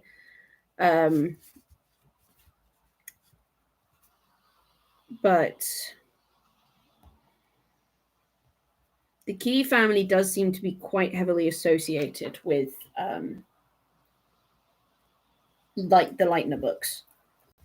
And it seems like Jared has been trying to what's the word? Like almost undo the actions of his mum. You know, like burning the book, helping that person that got marked in fucking Venice or wherever the bloody hell it was. Anyway. And Optic Solutions Limited, a relatively benign seeming company manufacturing specialist cameras for research and industrial application, who are nonetheless notable for having their business address listed as being in Ny-Ålesund in Norway. I fear, however, that's as much digging as I can do at the moment without drawing attention. Oh my god, where does Norway? To let them out. Fucking shit. Oh my god, where does Norway come up? Oh.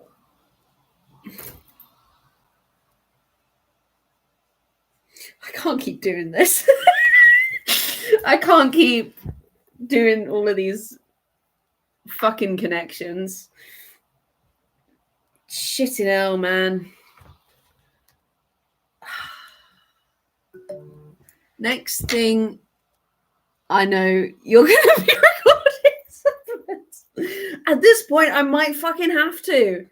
It's been 3 hours. I feel so confused. Where does fucking Norway come up? Where? Please have mercy on me, Lon. You can always look all this up. I know, but I want to know now. I'm impatient. It will come up later. Okay, fine. I will leave it for now. But I'm not happy about it. Sorry. All right. Seems that we're coming up to supplement time. Very exciting. My favorite time of the day. To drop. End recording. The important Norway episode hasn't happened. Okay. Whew. As long as I haven't missed something crucial, because that's the thing is I know obviously you're saying that, like, you know, it's whatever you're interested in, but I'm interested in all of it. I can't explain it, but I want to have like this beautiful book that's like everything, you know, like all the lore is in there somewhere, even if it's just in little doodles, like it's there. Those connections are there. The insanity is there. The fear is there. Thank you. I appreciate it. But like, you know what I mean? I just want to make something. Oh. I know. I just think it'd be really cool. I'm such a nerd. But then because it's such a nice book, I don't want to ruin it. But that's stupid because me being afraid of ruining it is going to hold me back from actually making it really nice. So I just need to get over it and just like do the book, you know? Insert. I just think it's neat. Yeah, that is me. That is basically my type person. I just think it's real neat. Because I mean, whilst I don't think I laid this one out particularly well, like this book, it served the purpose that I needed it to serve. And so I basically just need to format this in a way that's more applicable, I guess. I don't know. I'll get around to it. I'll figure it out. Maybe I'll see if Tumblr's got any inspiration for me. I'm sure someone's created something over there, and I can just look at it with blurry eyes. What I'll do is I'll take off my glasses when I look at it so I can just see like the general idea of what I'm supposed to be looking at, but none of the actual words. I think that'll work perfectly. Anyway, it is supplement time. John? What are you doing? Sash, I can't seem to find the new file for the Hilltop Road case. I thought I gave it to you to follow up on the children. You did, and I gave it back. Ah, right. Even if I hadn't, I would very much prefer it if you stay out of my desk. Oh, of course. Sorry, I didn't realize you were still here, or I would have asked. Of course. I'll see if it's with Tim, then. Also, John, I have asked before. What? Please don't record our conversations. Stupid. I thought Sasha had left for the evening. I wanted to have a look in her desk for anything that might shed light on her recent weird behavior. I didn't get much of a chance, but it all looked normal. Except there were a few scraps of torn paper. They could be from files or just torn scrap paper. It's hard to tell. I'm at a loss why she would want to destroy files, though. Still, I think I probably need to back off from Sasha for a while after this. I'll just keep an eye from a distance for now. I did find several pictures of her and her new boyfriend, though, which puts my mind somewhat at ease. Well, mostly, there's something about him that doesn't seem quite right. Something about the smile, maybe? I mean, they're all pictures of Sasha and Tom, as I'm told his name is, having fun together, but it's hard to put into words exactly, but every one of them looks somehow like a stock photo. End supplement.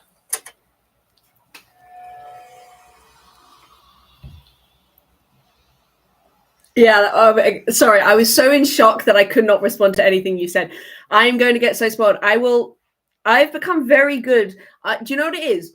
I've gotten really fast reactions since doing this, and I've become very good at starting a sentence, feeling spoiling energy and going, nope, and like dashing off as quickly as possible. So it'll be like, ever since Elias came out, and I go, nope.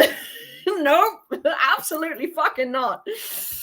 Elias didn't come out as anything other than a homosexual. Fuck you. Fuck everyone in this fucking establishment. Okay, I know nothing. I've become very good at doing that.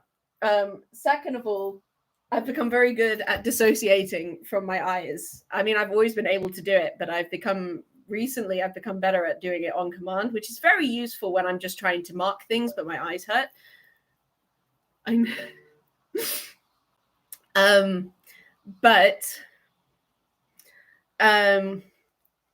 First of all, how did Sasha know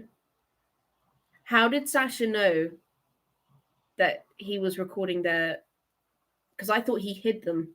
I thought he hid the tape recorder on him. That's another thing. I would really like a tape recorder. Okay, but this is actually a completely separate topic. I will get to there in a second. Because I'm just so excitable. This is what I mean. You've already mastered the only defense against the ceaseless watcher. I've done what? I've done what?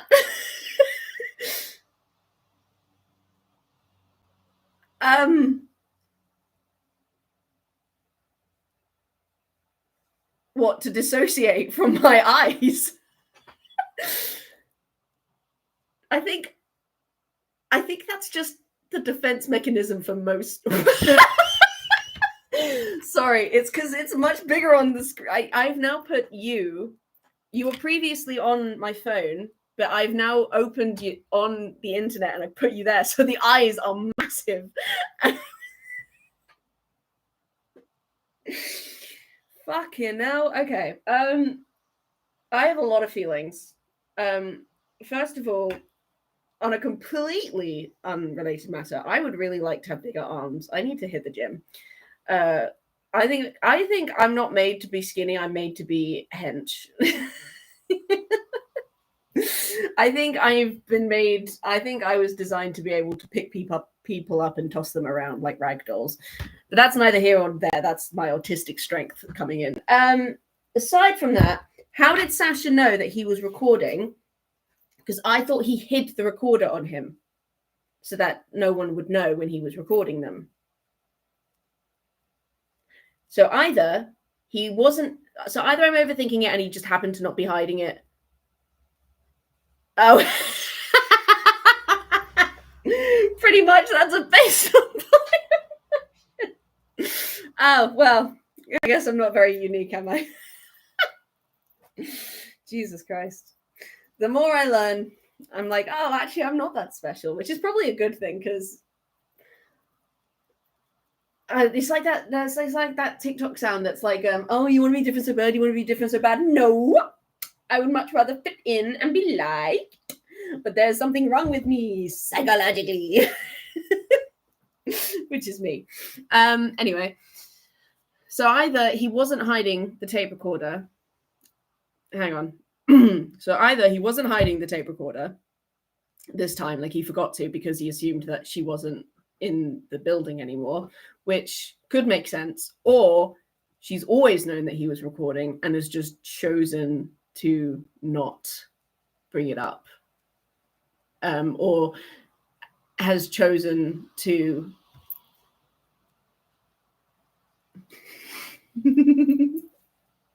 oh, stop it. Yeah, how would you react if you received a Lightner in the mail? Genuinely curious.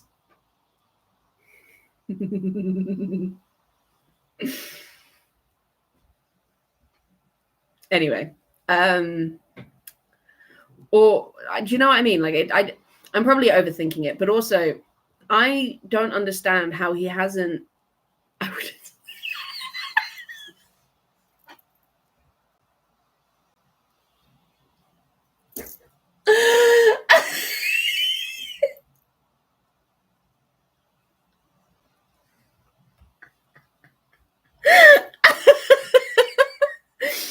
What if it was a Lightner I had made, so you knew that I had your best intentions at heart?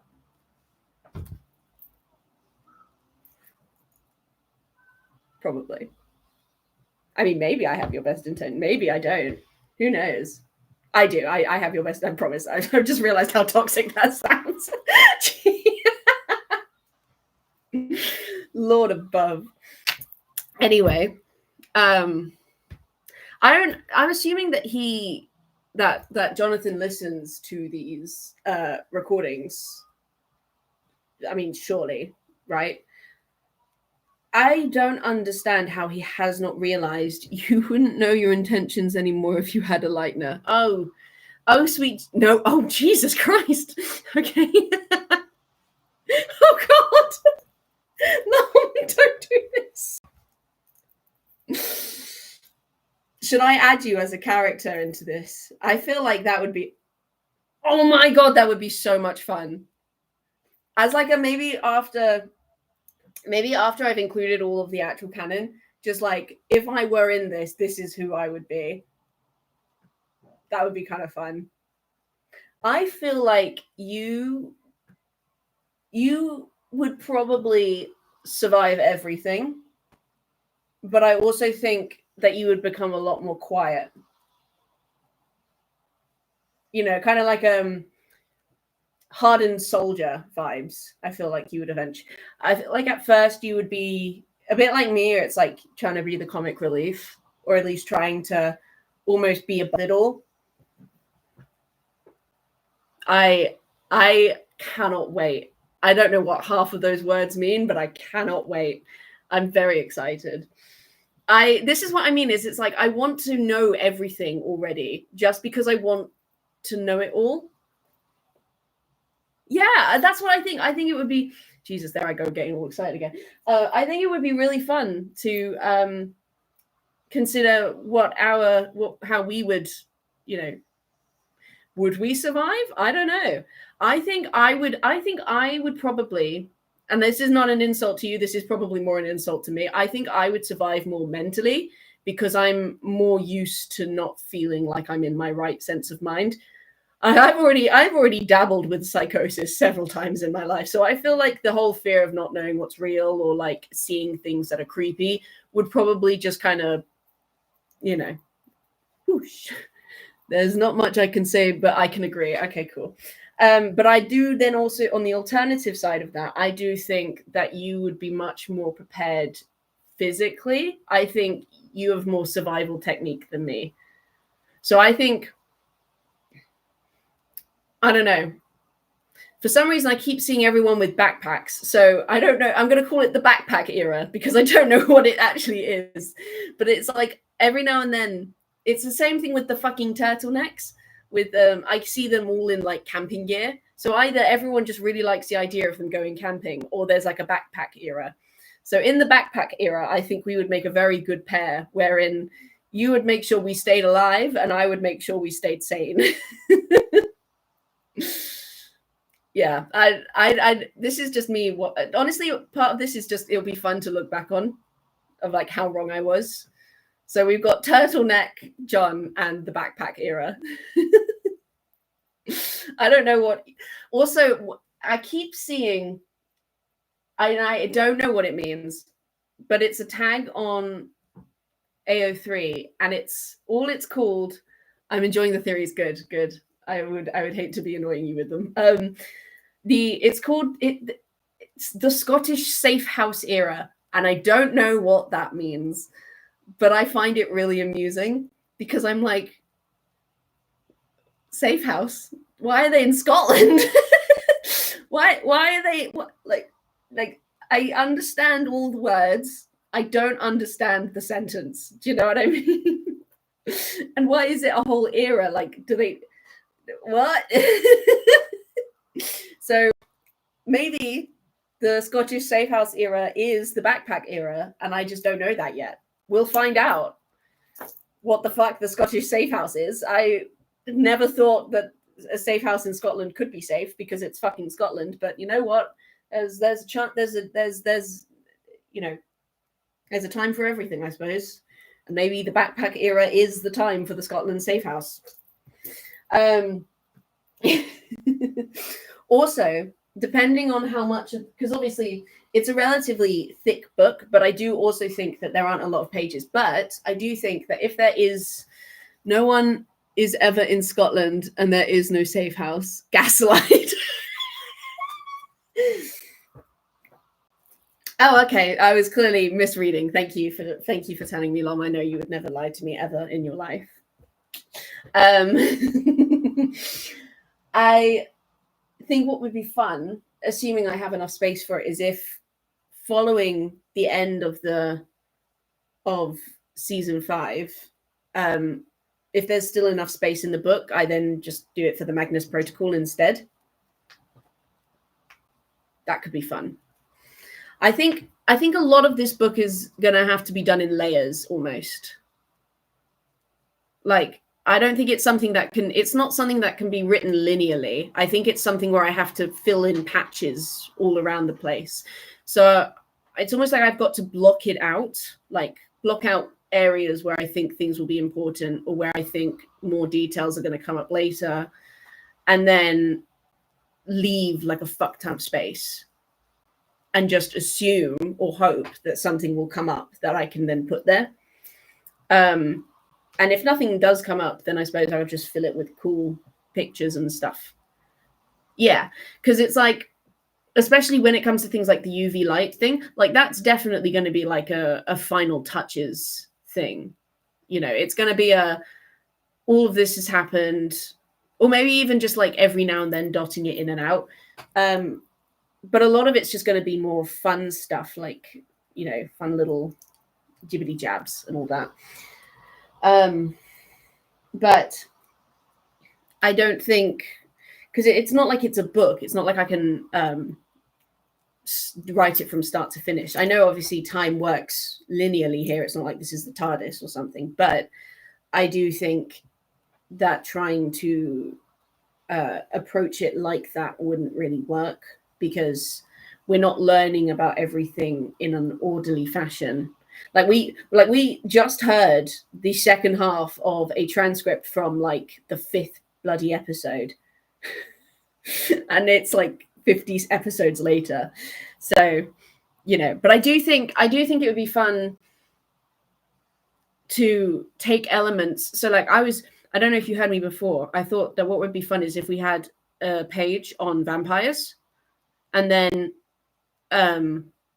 like on it wrote no more information, transcript end, and then cross that last bit out in the season 2 pen, and then start writing what we just learned in this most recent one. And then I would have an excuse to draw a creepy vampire. I think that's the main thing, is a lot of this is going to be drawings and doodles and stuff. I've already come up with, because I have my like proper way of drawing people, and then I have like the doodle way of drawing people. I don't know if you remember. Like, this is how I would draw me, for example.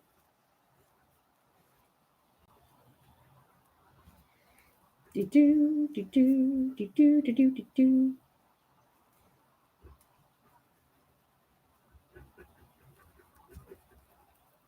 Yes, I know what you mean. Good, good, good.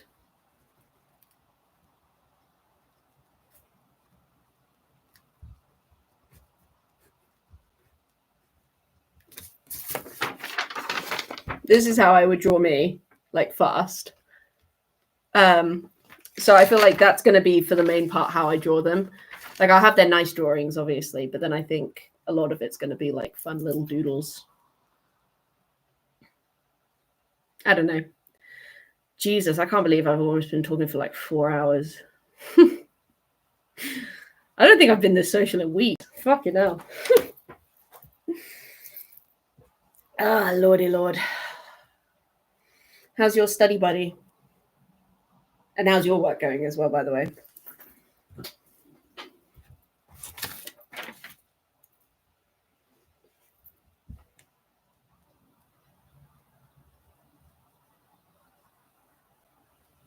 They haven't got back from the exam yet.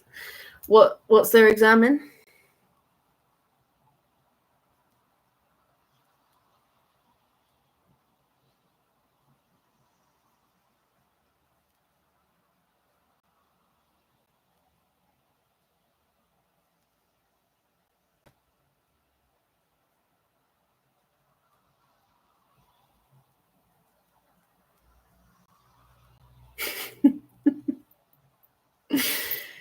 Yeah. Oh, I have a friend who's doing biochemistry stuff. They were doing a 4-year, and I think they actually finished officially like their entire degree like the other day, which is absolutely terrifying of a thought.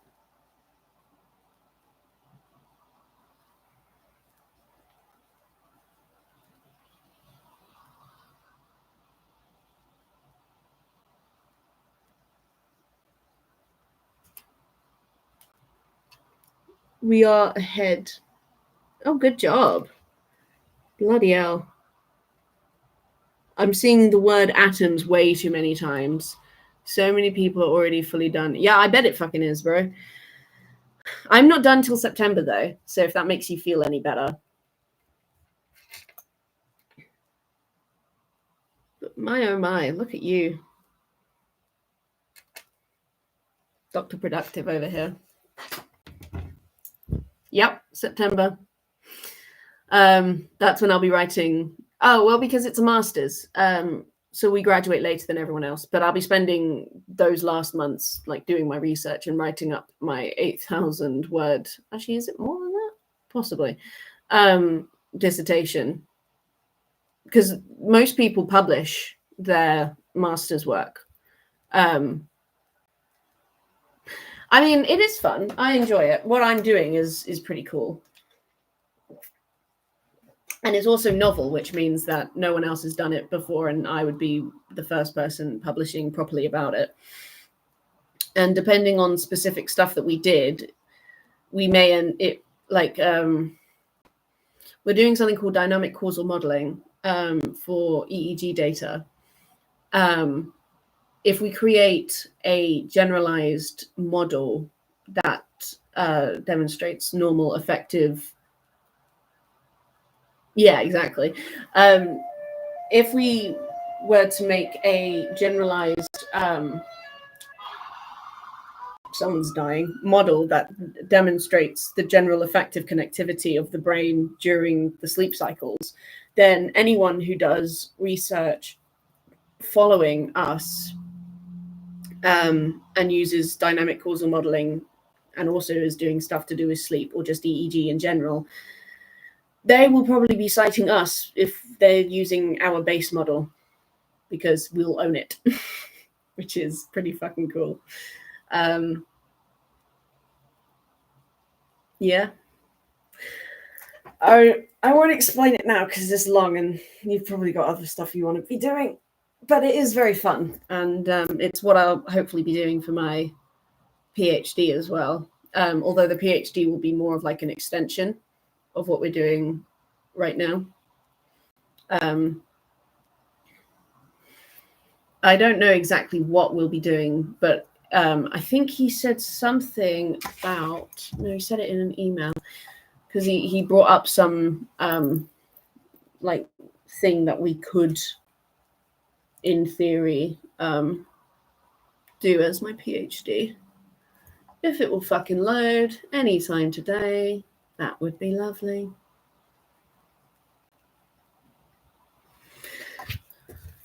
I do want to be told about it, but I am going to have to dip in the next few minutes to have food before. Ooh, climbing. Well, like rock climbing. Or do you just find a mountain and...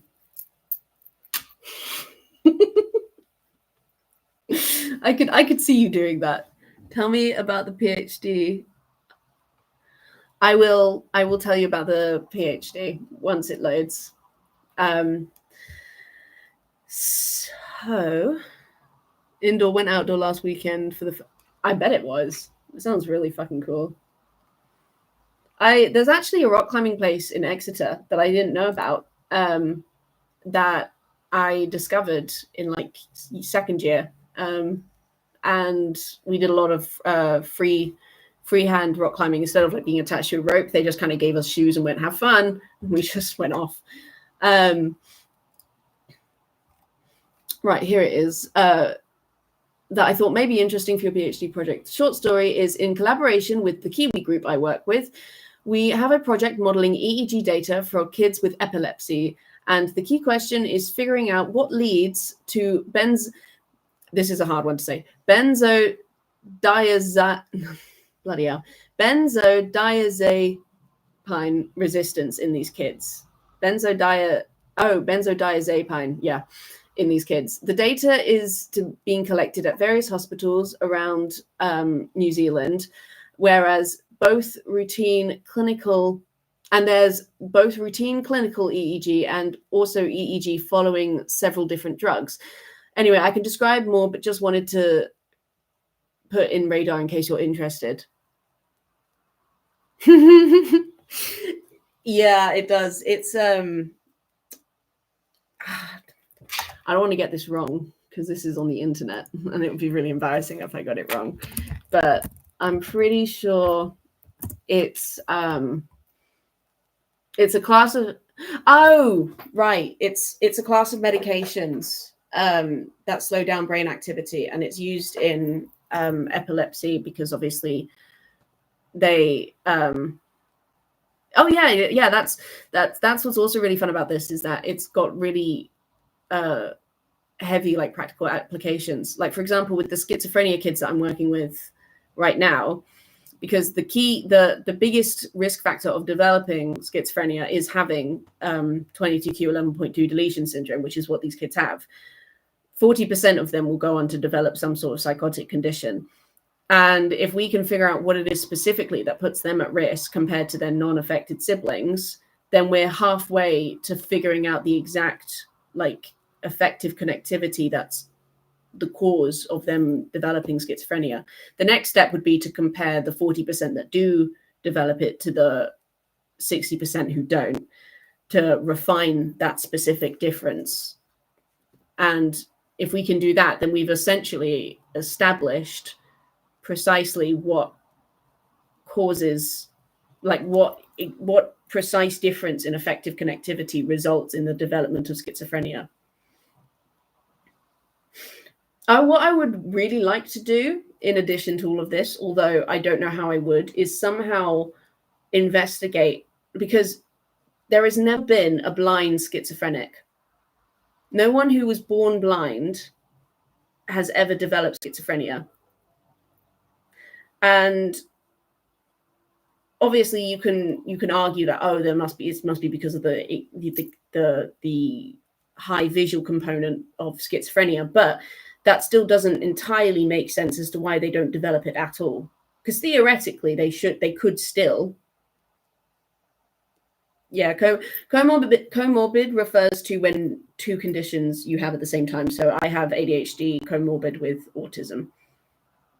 Exactly. Like we don't understand this. And the only way to understand it is to establish causality, which we can't do with just imaging, but we can do with dynamic causal modeling, which is what I'm doing, which is a lot of maths. So I will actually be doing a lot of maths with you as well. But mine's mainly differential equations and stuff like that. But yeah, and so if we can, yeah, it's computer model based. So we're using MATLAB, and we basically run this MATLAB. We run this like code that he's come up with, and it essentially will rerun the equation multiple times. Why MATLAB? Why? What's wrong with MATLAB? I quite like MATLAB. I think it's real neat. Yeah, probably. But you know what? It'll be fun. It'll be fun. It's quite fun watching it like change the graph as it changes parameters and stuff. Everyone knows cool people moved from MATLAB to Python.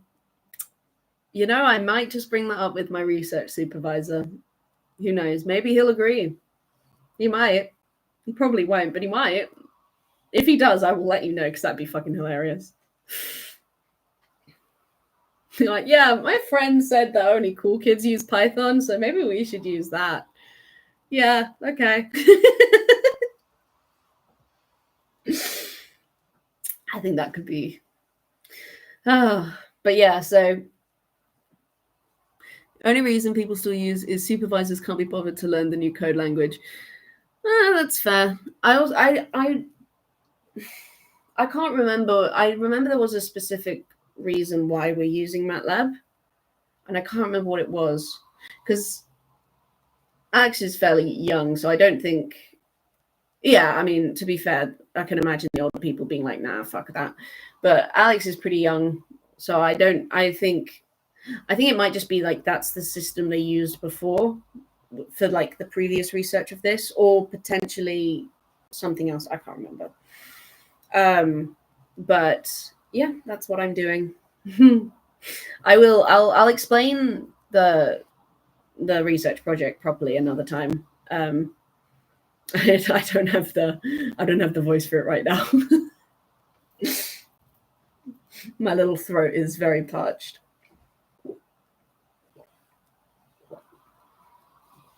Oh my god, I can't believe it's been almost 4 fucking hours. I mean, at least I helped you be productive for some of it, so that's good at least. But Jesus Christ, 4 hours. That's impressive even for me. I don't think I've ever spoken for that long consecutively.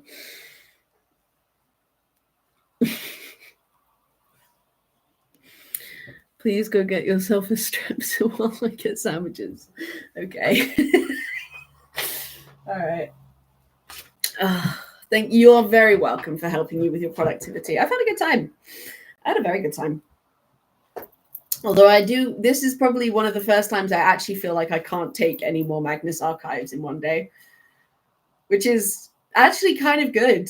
You know, it's good to know that I have limits that are reachable, because God knows otherwise I'd just sit here all bloody day.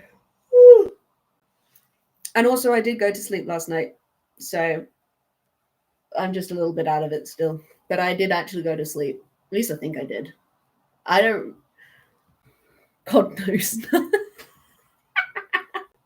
You're fucking right, he doesn't. If he did, he could explain to me why the fuck he decided to nerf me so bad by giving me so many fucking mental disabilities. Like, Jesus Christ, dude, I understand you need a little bit of entertainment, but can you not make my life such a clownery? Bringing close to sleep is basically, yeah, I would agree. I think if you just stay still long enough, same difference. honestly.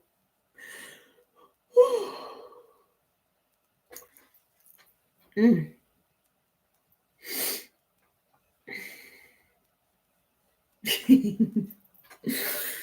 Oh.